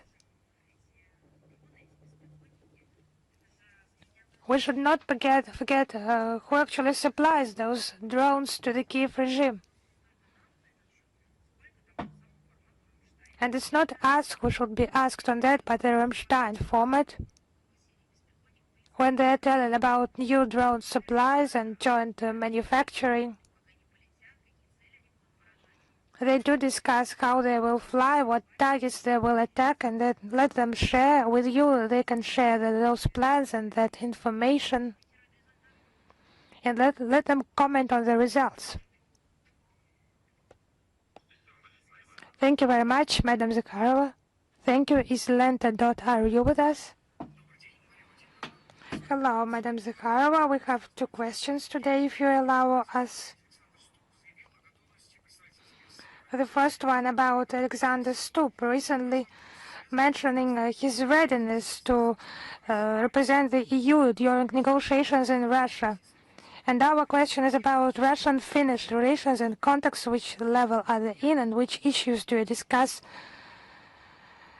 within the scope of the foreign ministry? No, we have not been contacted. There have been no addresses by the Finnish side, and our bilateral contacts are just now limited to foreign missions, visa issues, and the protection of Russian real estate in Finland,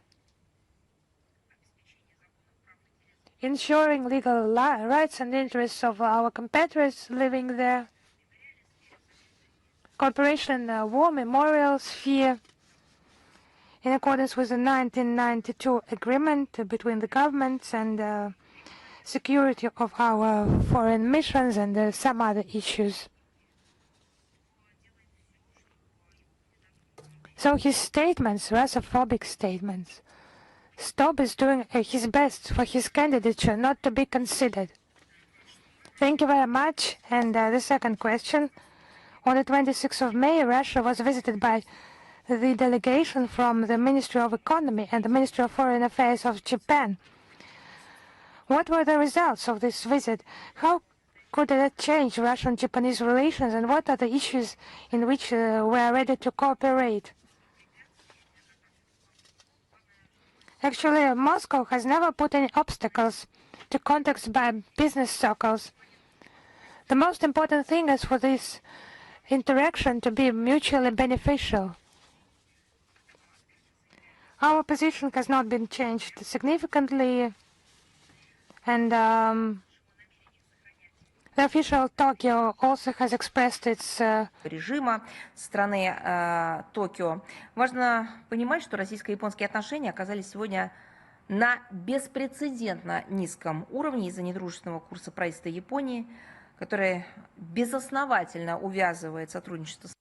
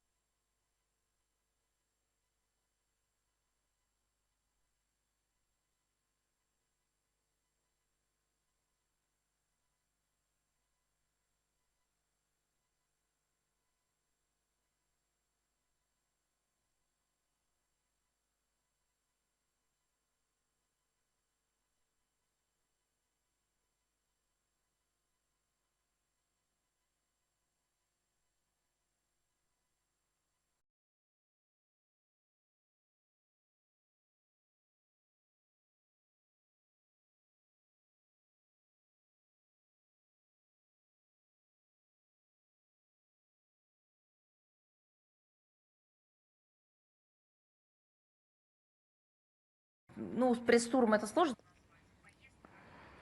Press tour, it's difficult to call that, but a trip of foreign correspondents to Sterbersk, where they saw with their own eyes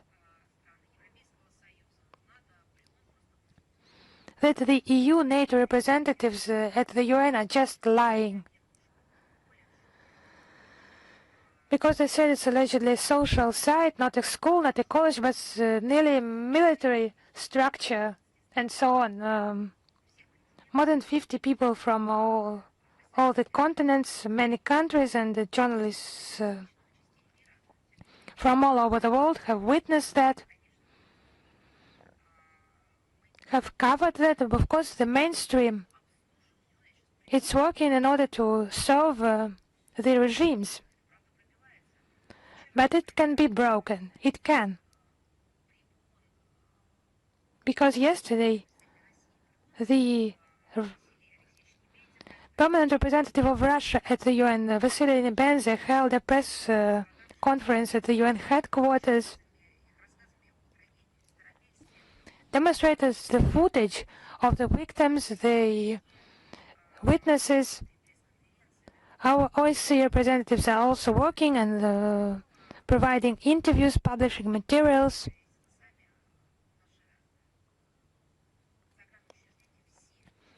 You can check that yourself.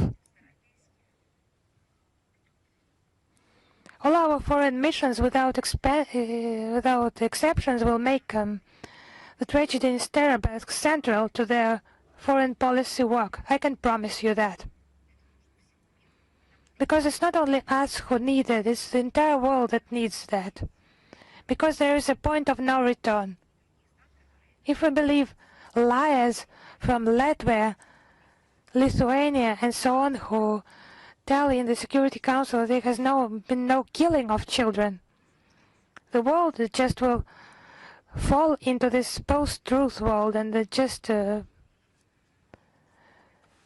be confused in those concepts of good and bad, truth and lie, and we will do our best in order for that not to happen.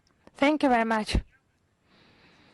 And I will additionally send you the materials on the stance of the Secretariat, because it should not be playing its own game and serve the Westerners, but it should play according to the rules formed in the UN Charter and the mandate of the Secretariat itself and its bureaucrats, officials, and not to invent its own interpretations of the reality, but to be based on the facts. And we have additionally sent you this material. Thank you. Thank you. Is news.ru with us? Yes, hello, Madam Zakharova at news.ru. We have two questions today. The detention of Metropolitan Hilarion in the Czech Republic on suspicion of drug trafficking. Why do you think such provocation was needed, and what other steps can the Russian Foreign Ministry take in this situation? So I would like to draw your attention to a detailed coverage of this situation by Metropolitan Hilarion himself. He made a special video address thanking, and we also thank him for his efforts, for noting the efforts of the Ministry of Foreign Affairs and his foreign missions. But what is more important is a detailed coverage of the situation, how that all happened. In this video, he's talking about possible circumstances and aims, who can be behind that. Of course, there is immense work of lawyers, of legal professionals ahead, and Metropolitan Hilarion has been supported from our country and a lot of support from other countries, and it has been quite a high-profile case. And I hope that legal specialists will also pay attention to this situation. And actually, the initiators of this provocation, they should reply, and the law enforcement authorities who have initiated this, they should reply. And it was not only the denigration of the Metropolitan himself, but for the negative atmosphere around orthodoxy in the Czech Republic and Europe as a whole.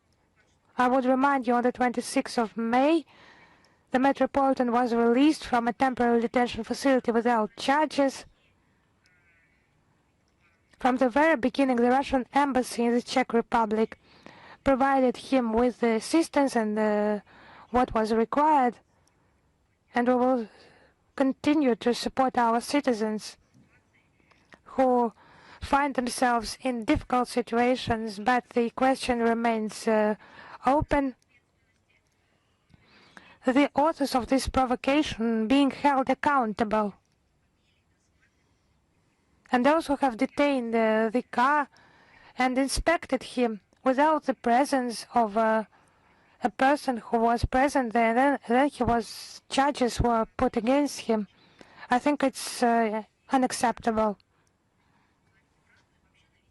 And it's in the interest of the Czech Republic itself and its citizens to establish the truth and to avoid the repetition of such incidents, because it's a detriment to the reputation of Prague, because a car was stopped, transported 8 kilometers without putting any charges and explaining the details of those charges. And then those who were in the car, they were required to go to the distance from which they could not follow the search. It was not fixed anyhow, and then there was some alleged proof and so on. And we would ask Prague to take all the necessary steps. Thank you very much. Our second question. Head of European Diplomacy Kaja Kallas announced on May 24 that EU foreign ministers would discuss how to increase international pressure on Russia this week. How does the foreign ministry assess the statement and Europe's attempts to increase pressure on Russia?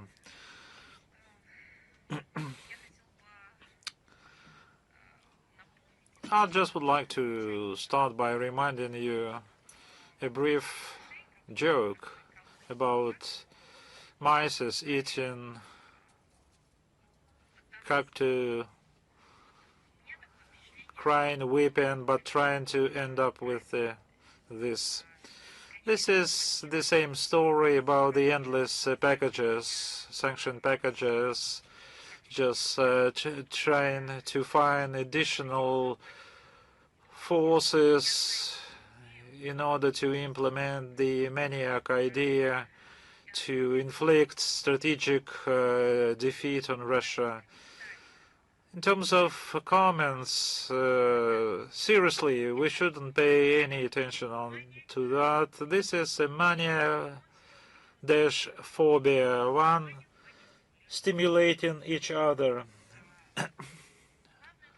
The main idea is, in fact, that while losing themselves in this mania and phobia, they are inflicting this strategic defeat on themselves, like the indices, economic indices of the European Union and the number of companies and businesses going abroad and plausible situation of the European business and other indicators should send signal to them that something is wrong. But when you are quite deep in mania and phobia, then they are not thinking about this. Thank you very much. News Front, are you with us? Good afternoon, Maria Vladimirovna. One question, if you don't mind. Yes, of course. Have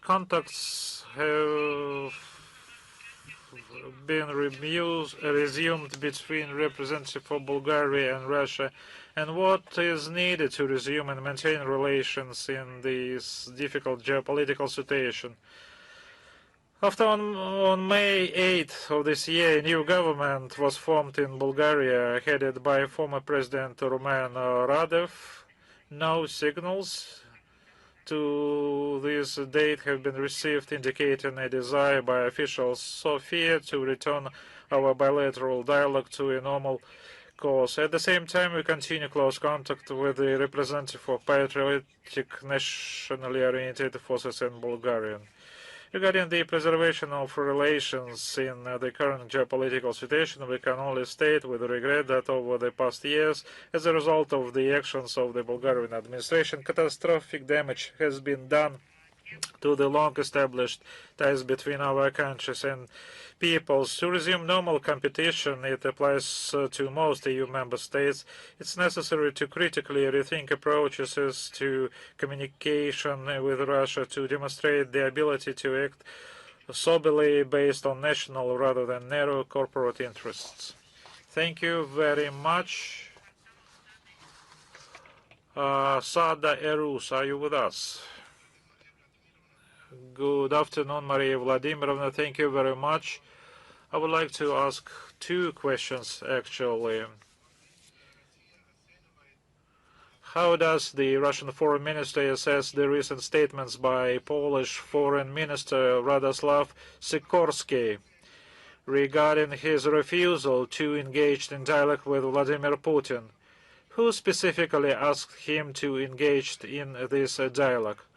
And how does Moscow view Czech President Petr Pavel's proposal to consider cutting Russia off the global internet network and financial system? Do such statements indicate that individual NATO countries are deliberately opposing a diplomatic settlement to the conflict over Ukraine? Regarding Polish Foreign Minister Sikorski at the European Security Forum, it has long been a national sport in Poland regarding in Russophobia. But the question arises, is Mr. Sikorski really the Minister of Foreign Affairs? Judging by his manner and rhetoric, he is more likely a minister of propaganda, not Poland, but the other country. Because his propaganda is anti-Polish propaganda. We also notice nothing new in the statements by Czech President Petr Pavel. This is a repetition of his well-worn mantra about the need to use, like he says, the language of force against Russia. It's very interesting. I just wonder what he is going to do with this strong tongue. I'm just scared to imagine. Now they are thinking about some kind of asymmetrical and non-lethal measures. So the last physical and other resources are used not to overcome their own problems, but just to deepen, another attempt to deepen or to worsen the situation in Europe with all the bad consequences for them. The second question, we talked a lot about Starbilsk. I've been there in the group of those journalists, and I see everything with all my own eyes. Following the Russian organized trip of foreign journalists there, has the international response to the tragedy in Lugansk changed?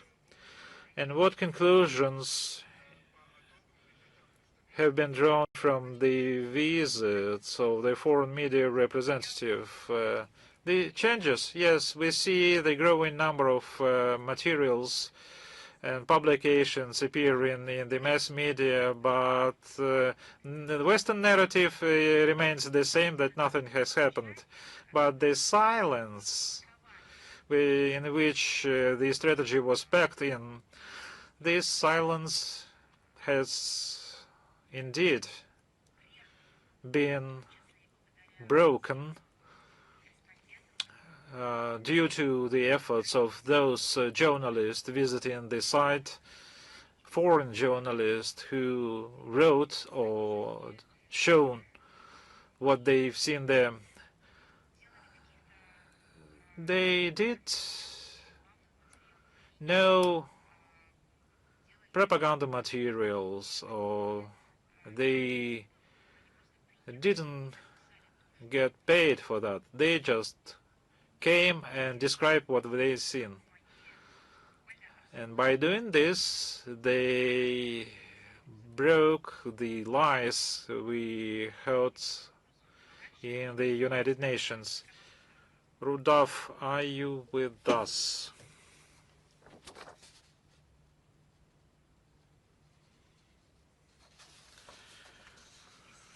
If not, TV Plus, are you with us? Maria Vladimirovna, hello. Tbilisi, Skopje. I represent TV Plus. Please accept sincere condolences on the tragedy in Starobelsk, organized by Anglo-Saxons. Now my question is, we have information that the Armenian side allegedly refused to accredit the Russian mass media during the election to the National Assembly. If it is so, in fact, what was the motivation by Yerevan to make this step, and what is your assessment of that? I can confirm that during these elections to the National Assembly, there is a pool or observers on the part of the CIS member states, and taking all this into account, we took positively and started working to prepare this team. The list of Russian observers was sent in accordance procedure for the accreditation, which was required by Armenian side, but Armenian partners informally informed us about that they cannot accept some citizens of Russia, like 3 members of the State Duma from Karachay-Cherkessk Republic. We requested the explanations, the reasons why. So far, no formal reply hasn't been received. Why these identified persons are not accepted by Armenian side, we do not have any information. Probably we don't have any information about them being in some blacklists or stop lists or whatever. No such information. They're wonderful experts in these things. They respect sincerely Armenia, and they have never they would never thought about this. So far, I don't have any tangible replies. Probably Armenian side should have been responsible for that. I just learned about this yesterday, and I cannot imagine what these mentioned Russian citizens did, that they are not allowed in Armenia. Probably I can imagine that they are on sanction list of the European Union, and this is a part of vulnerability, or I don't know. Probably we need to come back to the European standards or narratives imposed in the territory of Armenia. They do exist when Russian observers are not allowed to observe elections. Probably that is the reason for fast rapprochement of Armenia and the European Union. What about democracy, so-called democracy mentioned by Pashinyan? If it's so or not, we are puzzled why illegal sanctions can be the reason of refusal. But if there are other reasons, then please identify them in terms of explain why these people are not allowed in Armenia.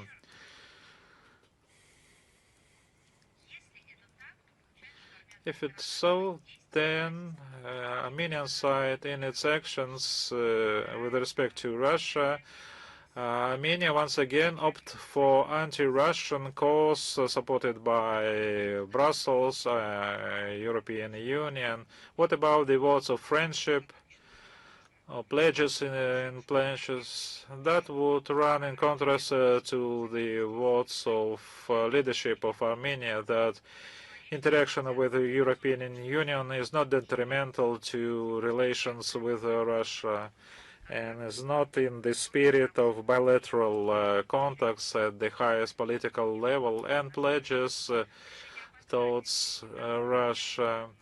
Of course, we are deeply concerned about this. We regret about this and misunderstand this, but we are not ready to accept these logics, and we need to take this into account in our contacts with Yerevan. Probably if the people plan to react somehow, I think that would be the right thing, then probably one cannot imagine why they are the targets of these unfriendly actions. Thank you very much. If it is so, Russian Vector, are you with us?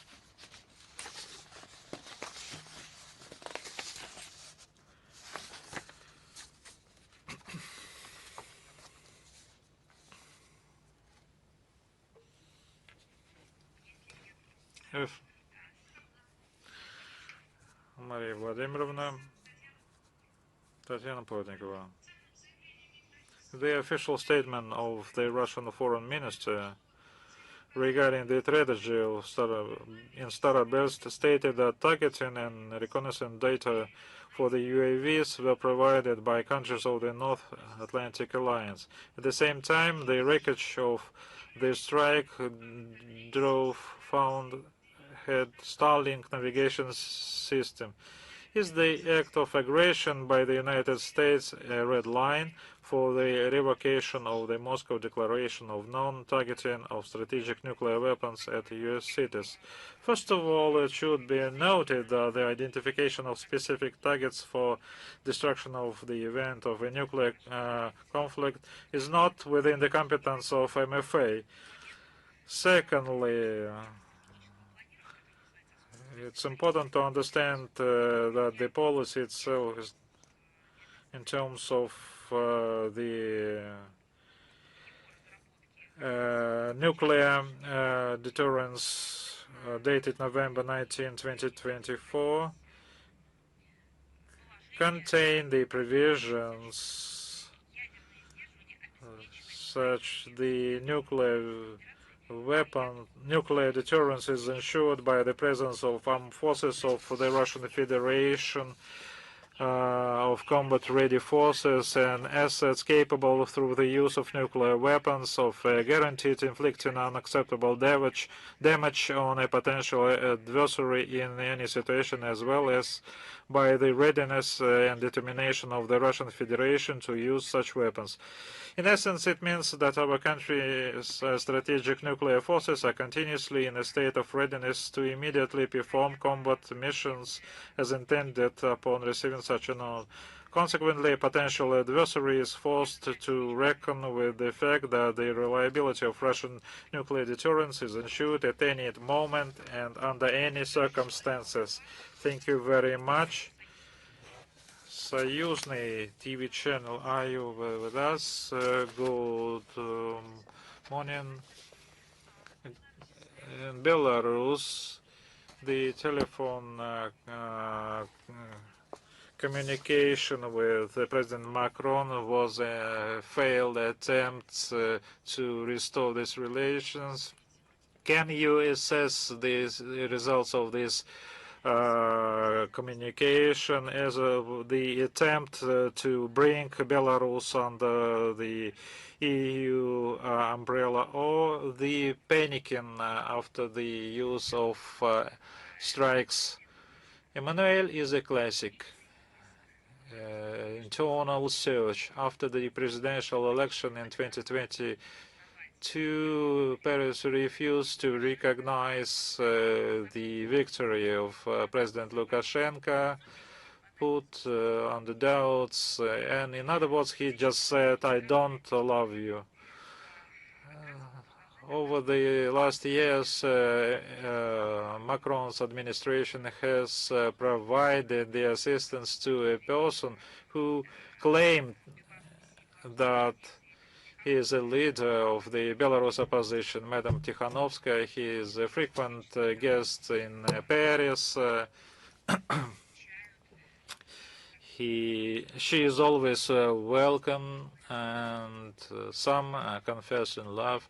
They claim that they don't like President Lukashenko, but they like her. So this is the way this movie has been dragging on in Paris. These meetings always took place. I mean, the meetings of democratic forces, like they call themselves, demanding sanctions against Belarus and its citizens. France is participating in increasing pressure on Minsk, and restrictions were extended till 2027. And then suddenly it turned out that they like very much.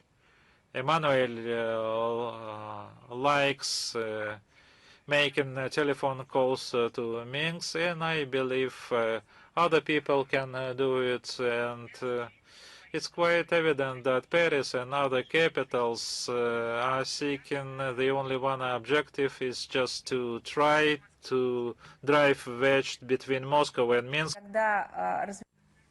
Because when normal relations are developed, mutually respectful relations, there are no such things. There is logic based on domestic legislation, international legislation, multilateral and bilateral agreements, and the practice of diplomacy, traditions, and culture. But when on one side they admit the results of the elections and then they try to play with the attempts to change the regime and supporting some opposition, talking with them and then just looking at the legitimate authorities again.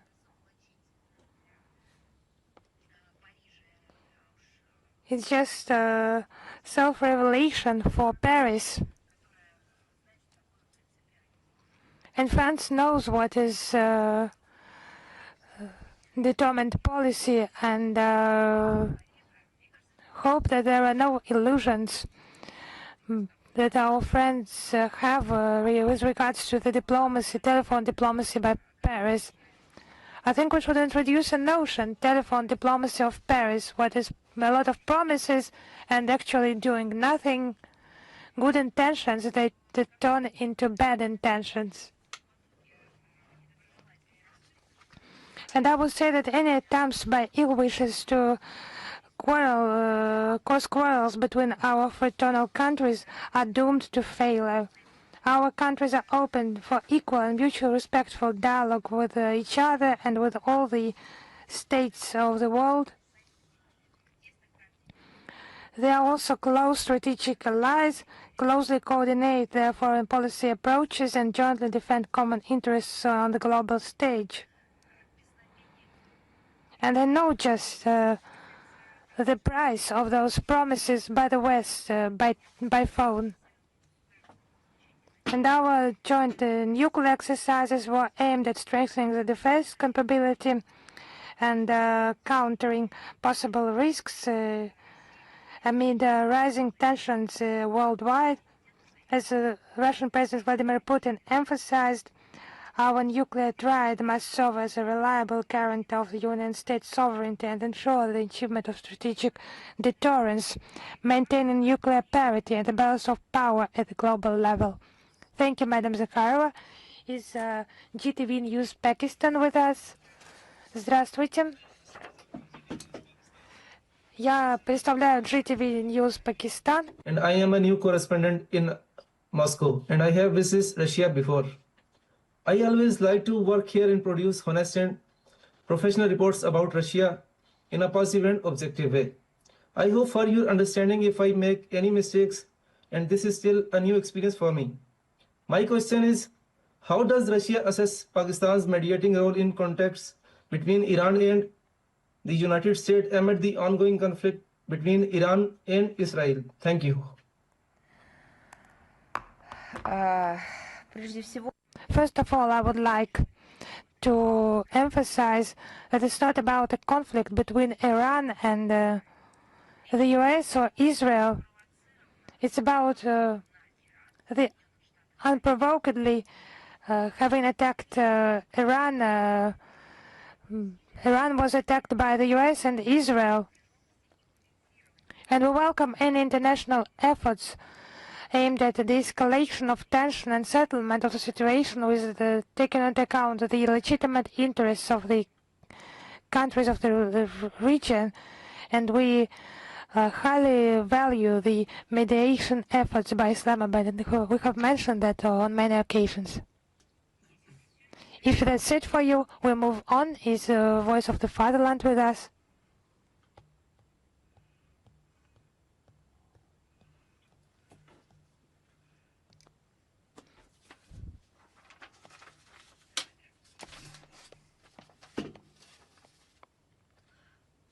Yes, that's the Voice of the Fatherland, Vladimir Golovanov here.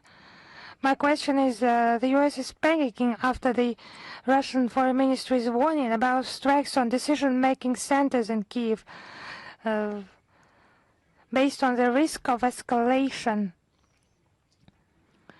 So if those points of taking decisions are targets from which direct public threats to use weapons of mass destruction against Russia are made, isn't such Western rhetoric of double standards a direct encouragement of terrorism at the state level?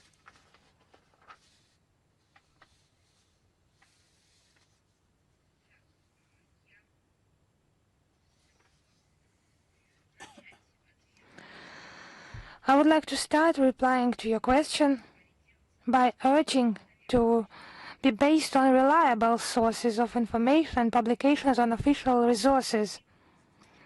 In a statement following the 25th of May telephone conversation by Russian and US foreign ministers, it was noted that Russian Foreign Minister Sergei Lavrov immediately conveyed, please excuse me, Rubio noted that he immediately conveyed the information received from the Minister of Foreign Affairs of Russia to US President Donald Trump, adding that the American side has noted the notifications from the Russian Foreign Ministry to the relevant diplomatic missions. To be precise, this statement has been made after the telephone conversation on the 25th of May by two foreign ministers of Russia and the US.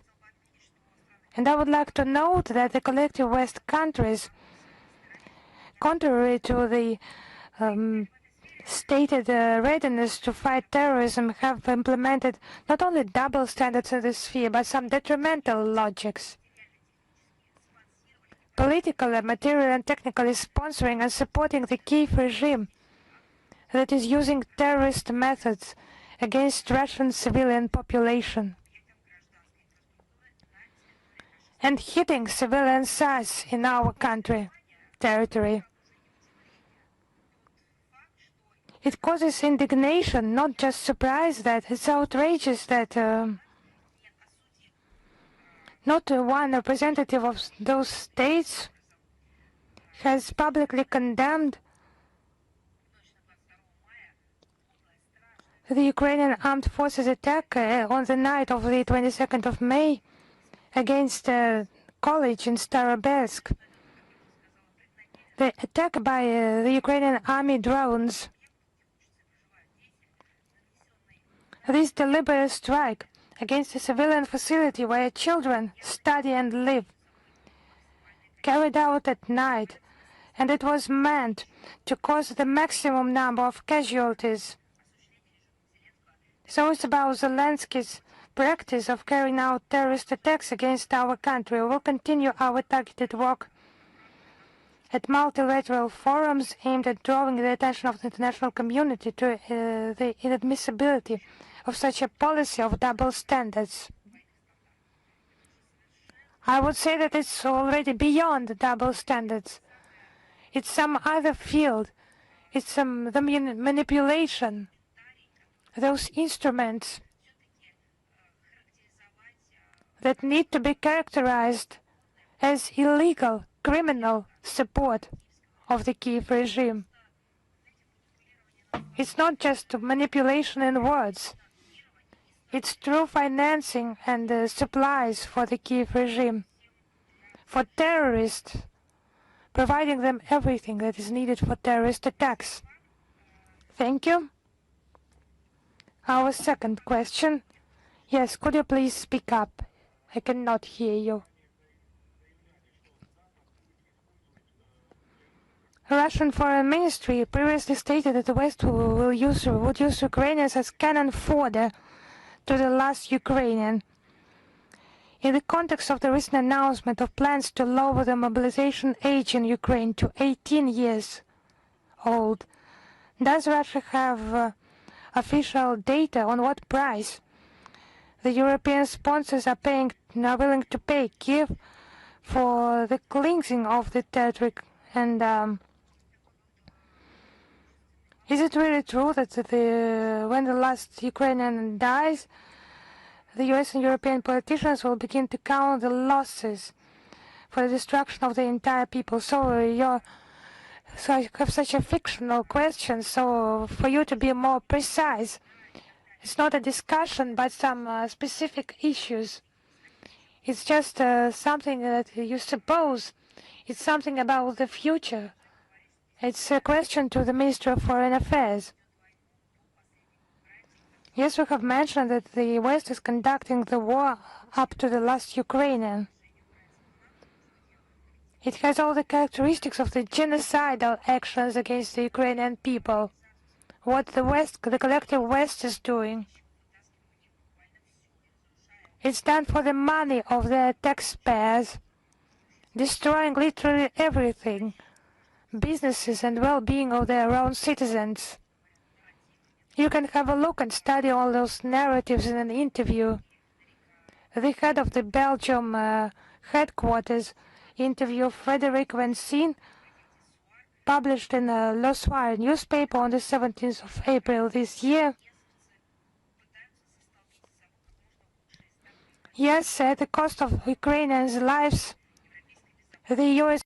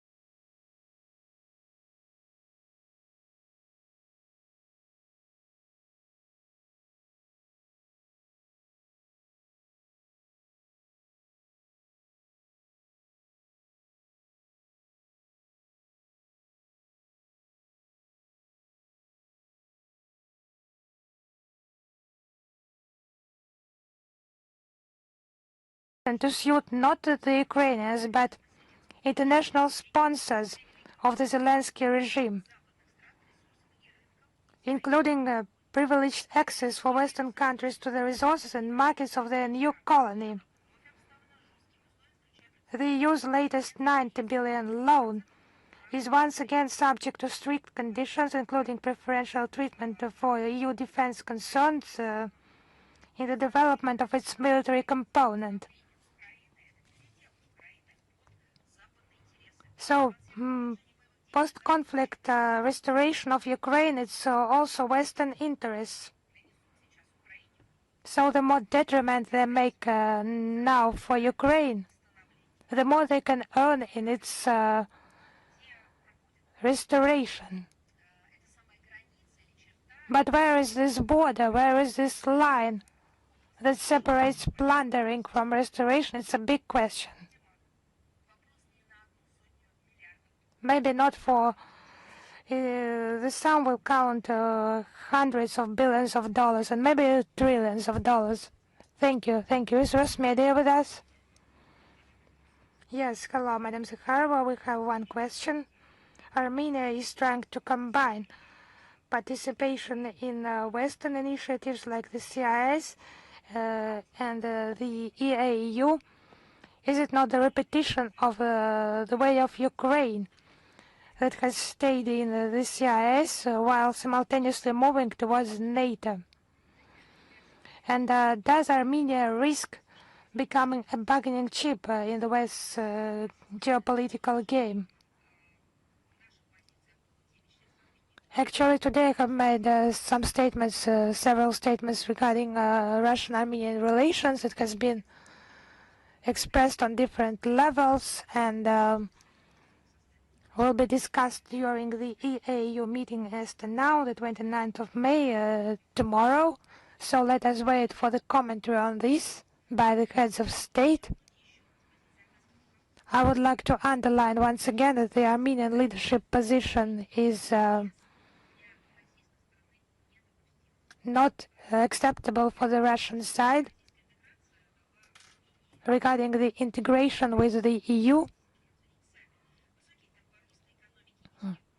because Russia has provided a lot to Armenia in those 10 years. The high rate of economic development and export market,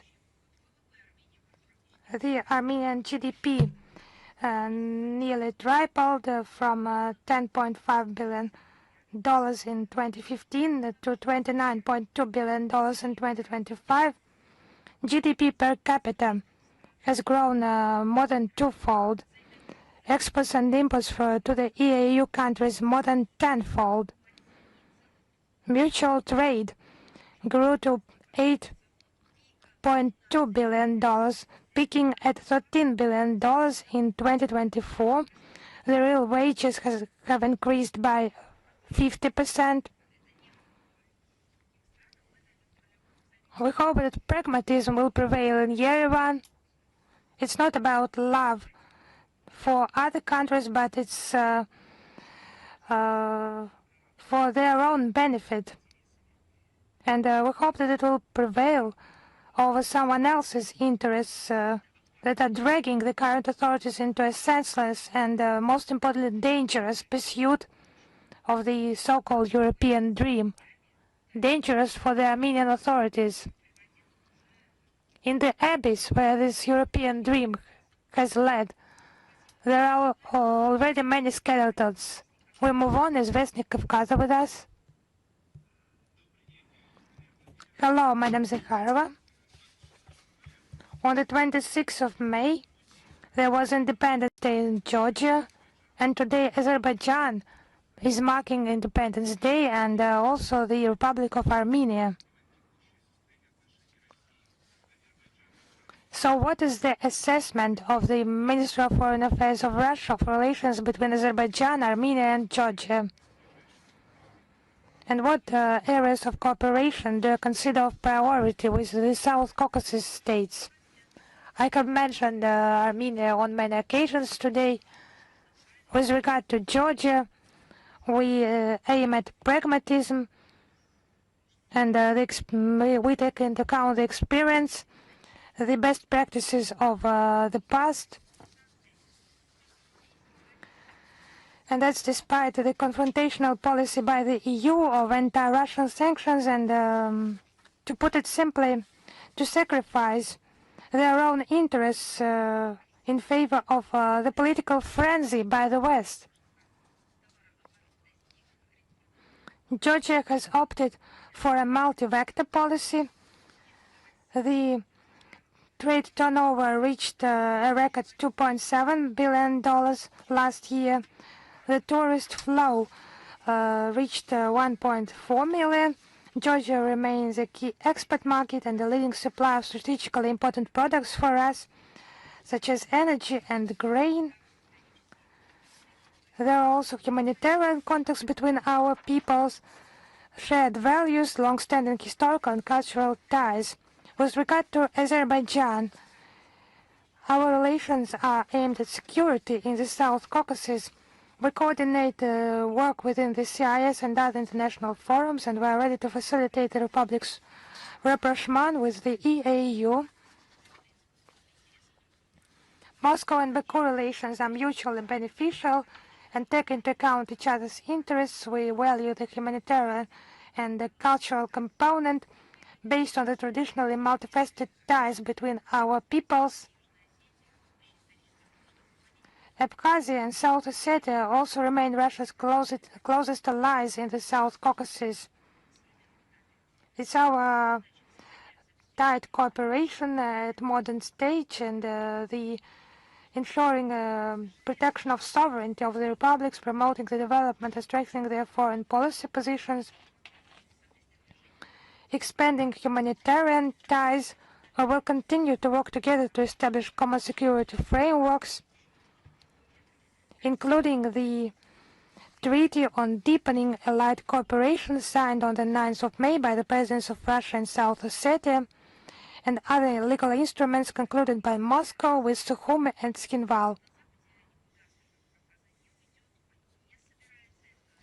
So Russia will not leave the South Caucasus and does not intend to do that due to various historical and geographical reasons.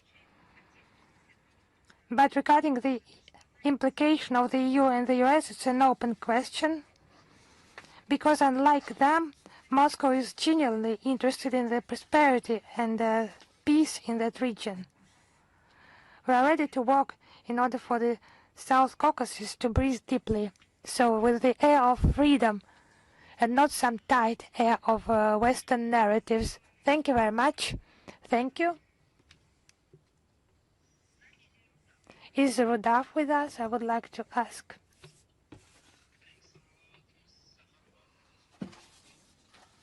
Благодарю вас за эту возможность.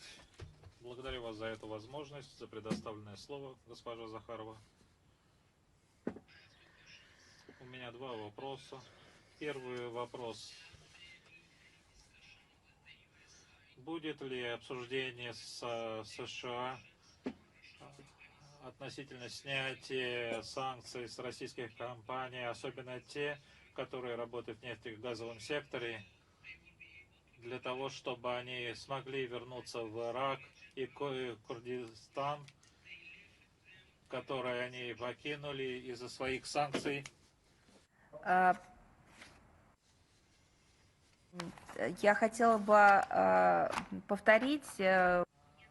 I would like to repeat that we have repeatedly voiced our criticism regarding the massive of restrictions imposed on our country, on our companies by several administrations for several decades, starting from 2014. But even before, we had some sanctions imposed on our country. Our principal position regarding the legitimate sanctions remains the same.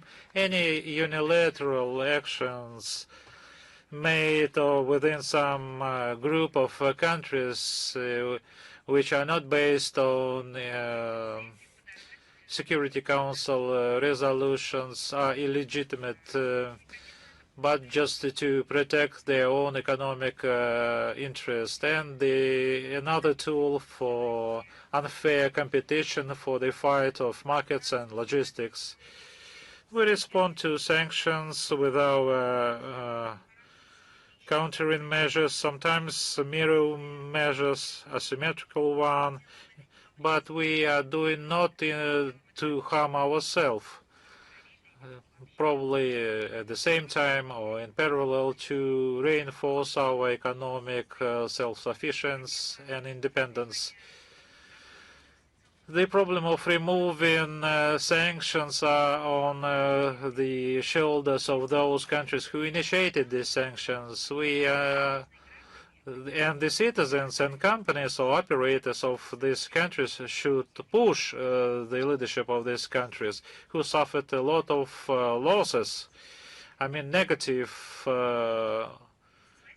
consequences. And for our part, as I have always stressed, and I stress it now, we are open for mutually beneficial and respectful cooperation.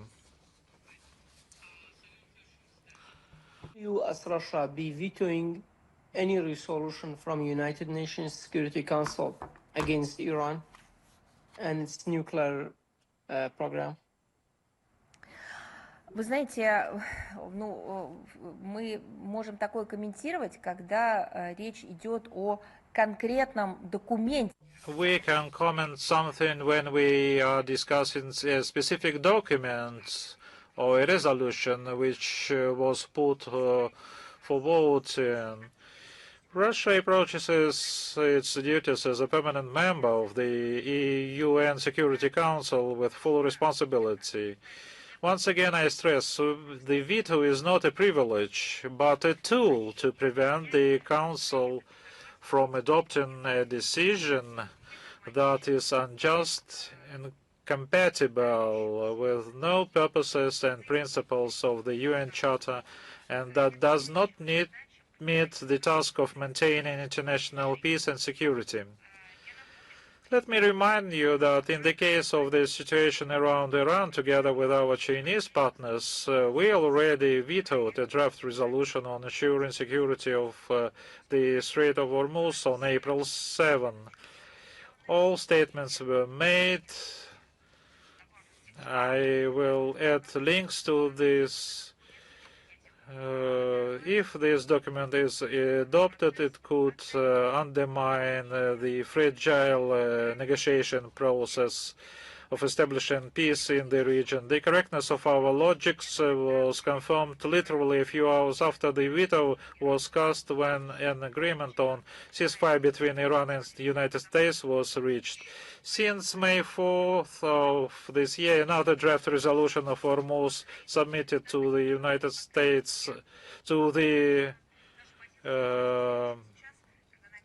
United Nations, together with Bahrain, has been under consideration by the UN Security Council. A date for this vote has not yet been set. Our position is obvious now that there has been a progress in efforts to bring the position of Tehran and Washington closer regarding the framework of ceasefire and peace agreement should be reached. If we do not have any further questions, then I will tell you goodbye. Then we will meet in St. Petersburg in person or online in the framework of St. Petersburg International Economic Forum. Thank you. See you.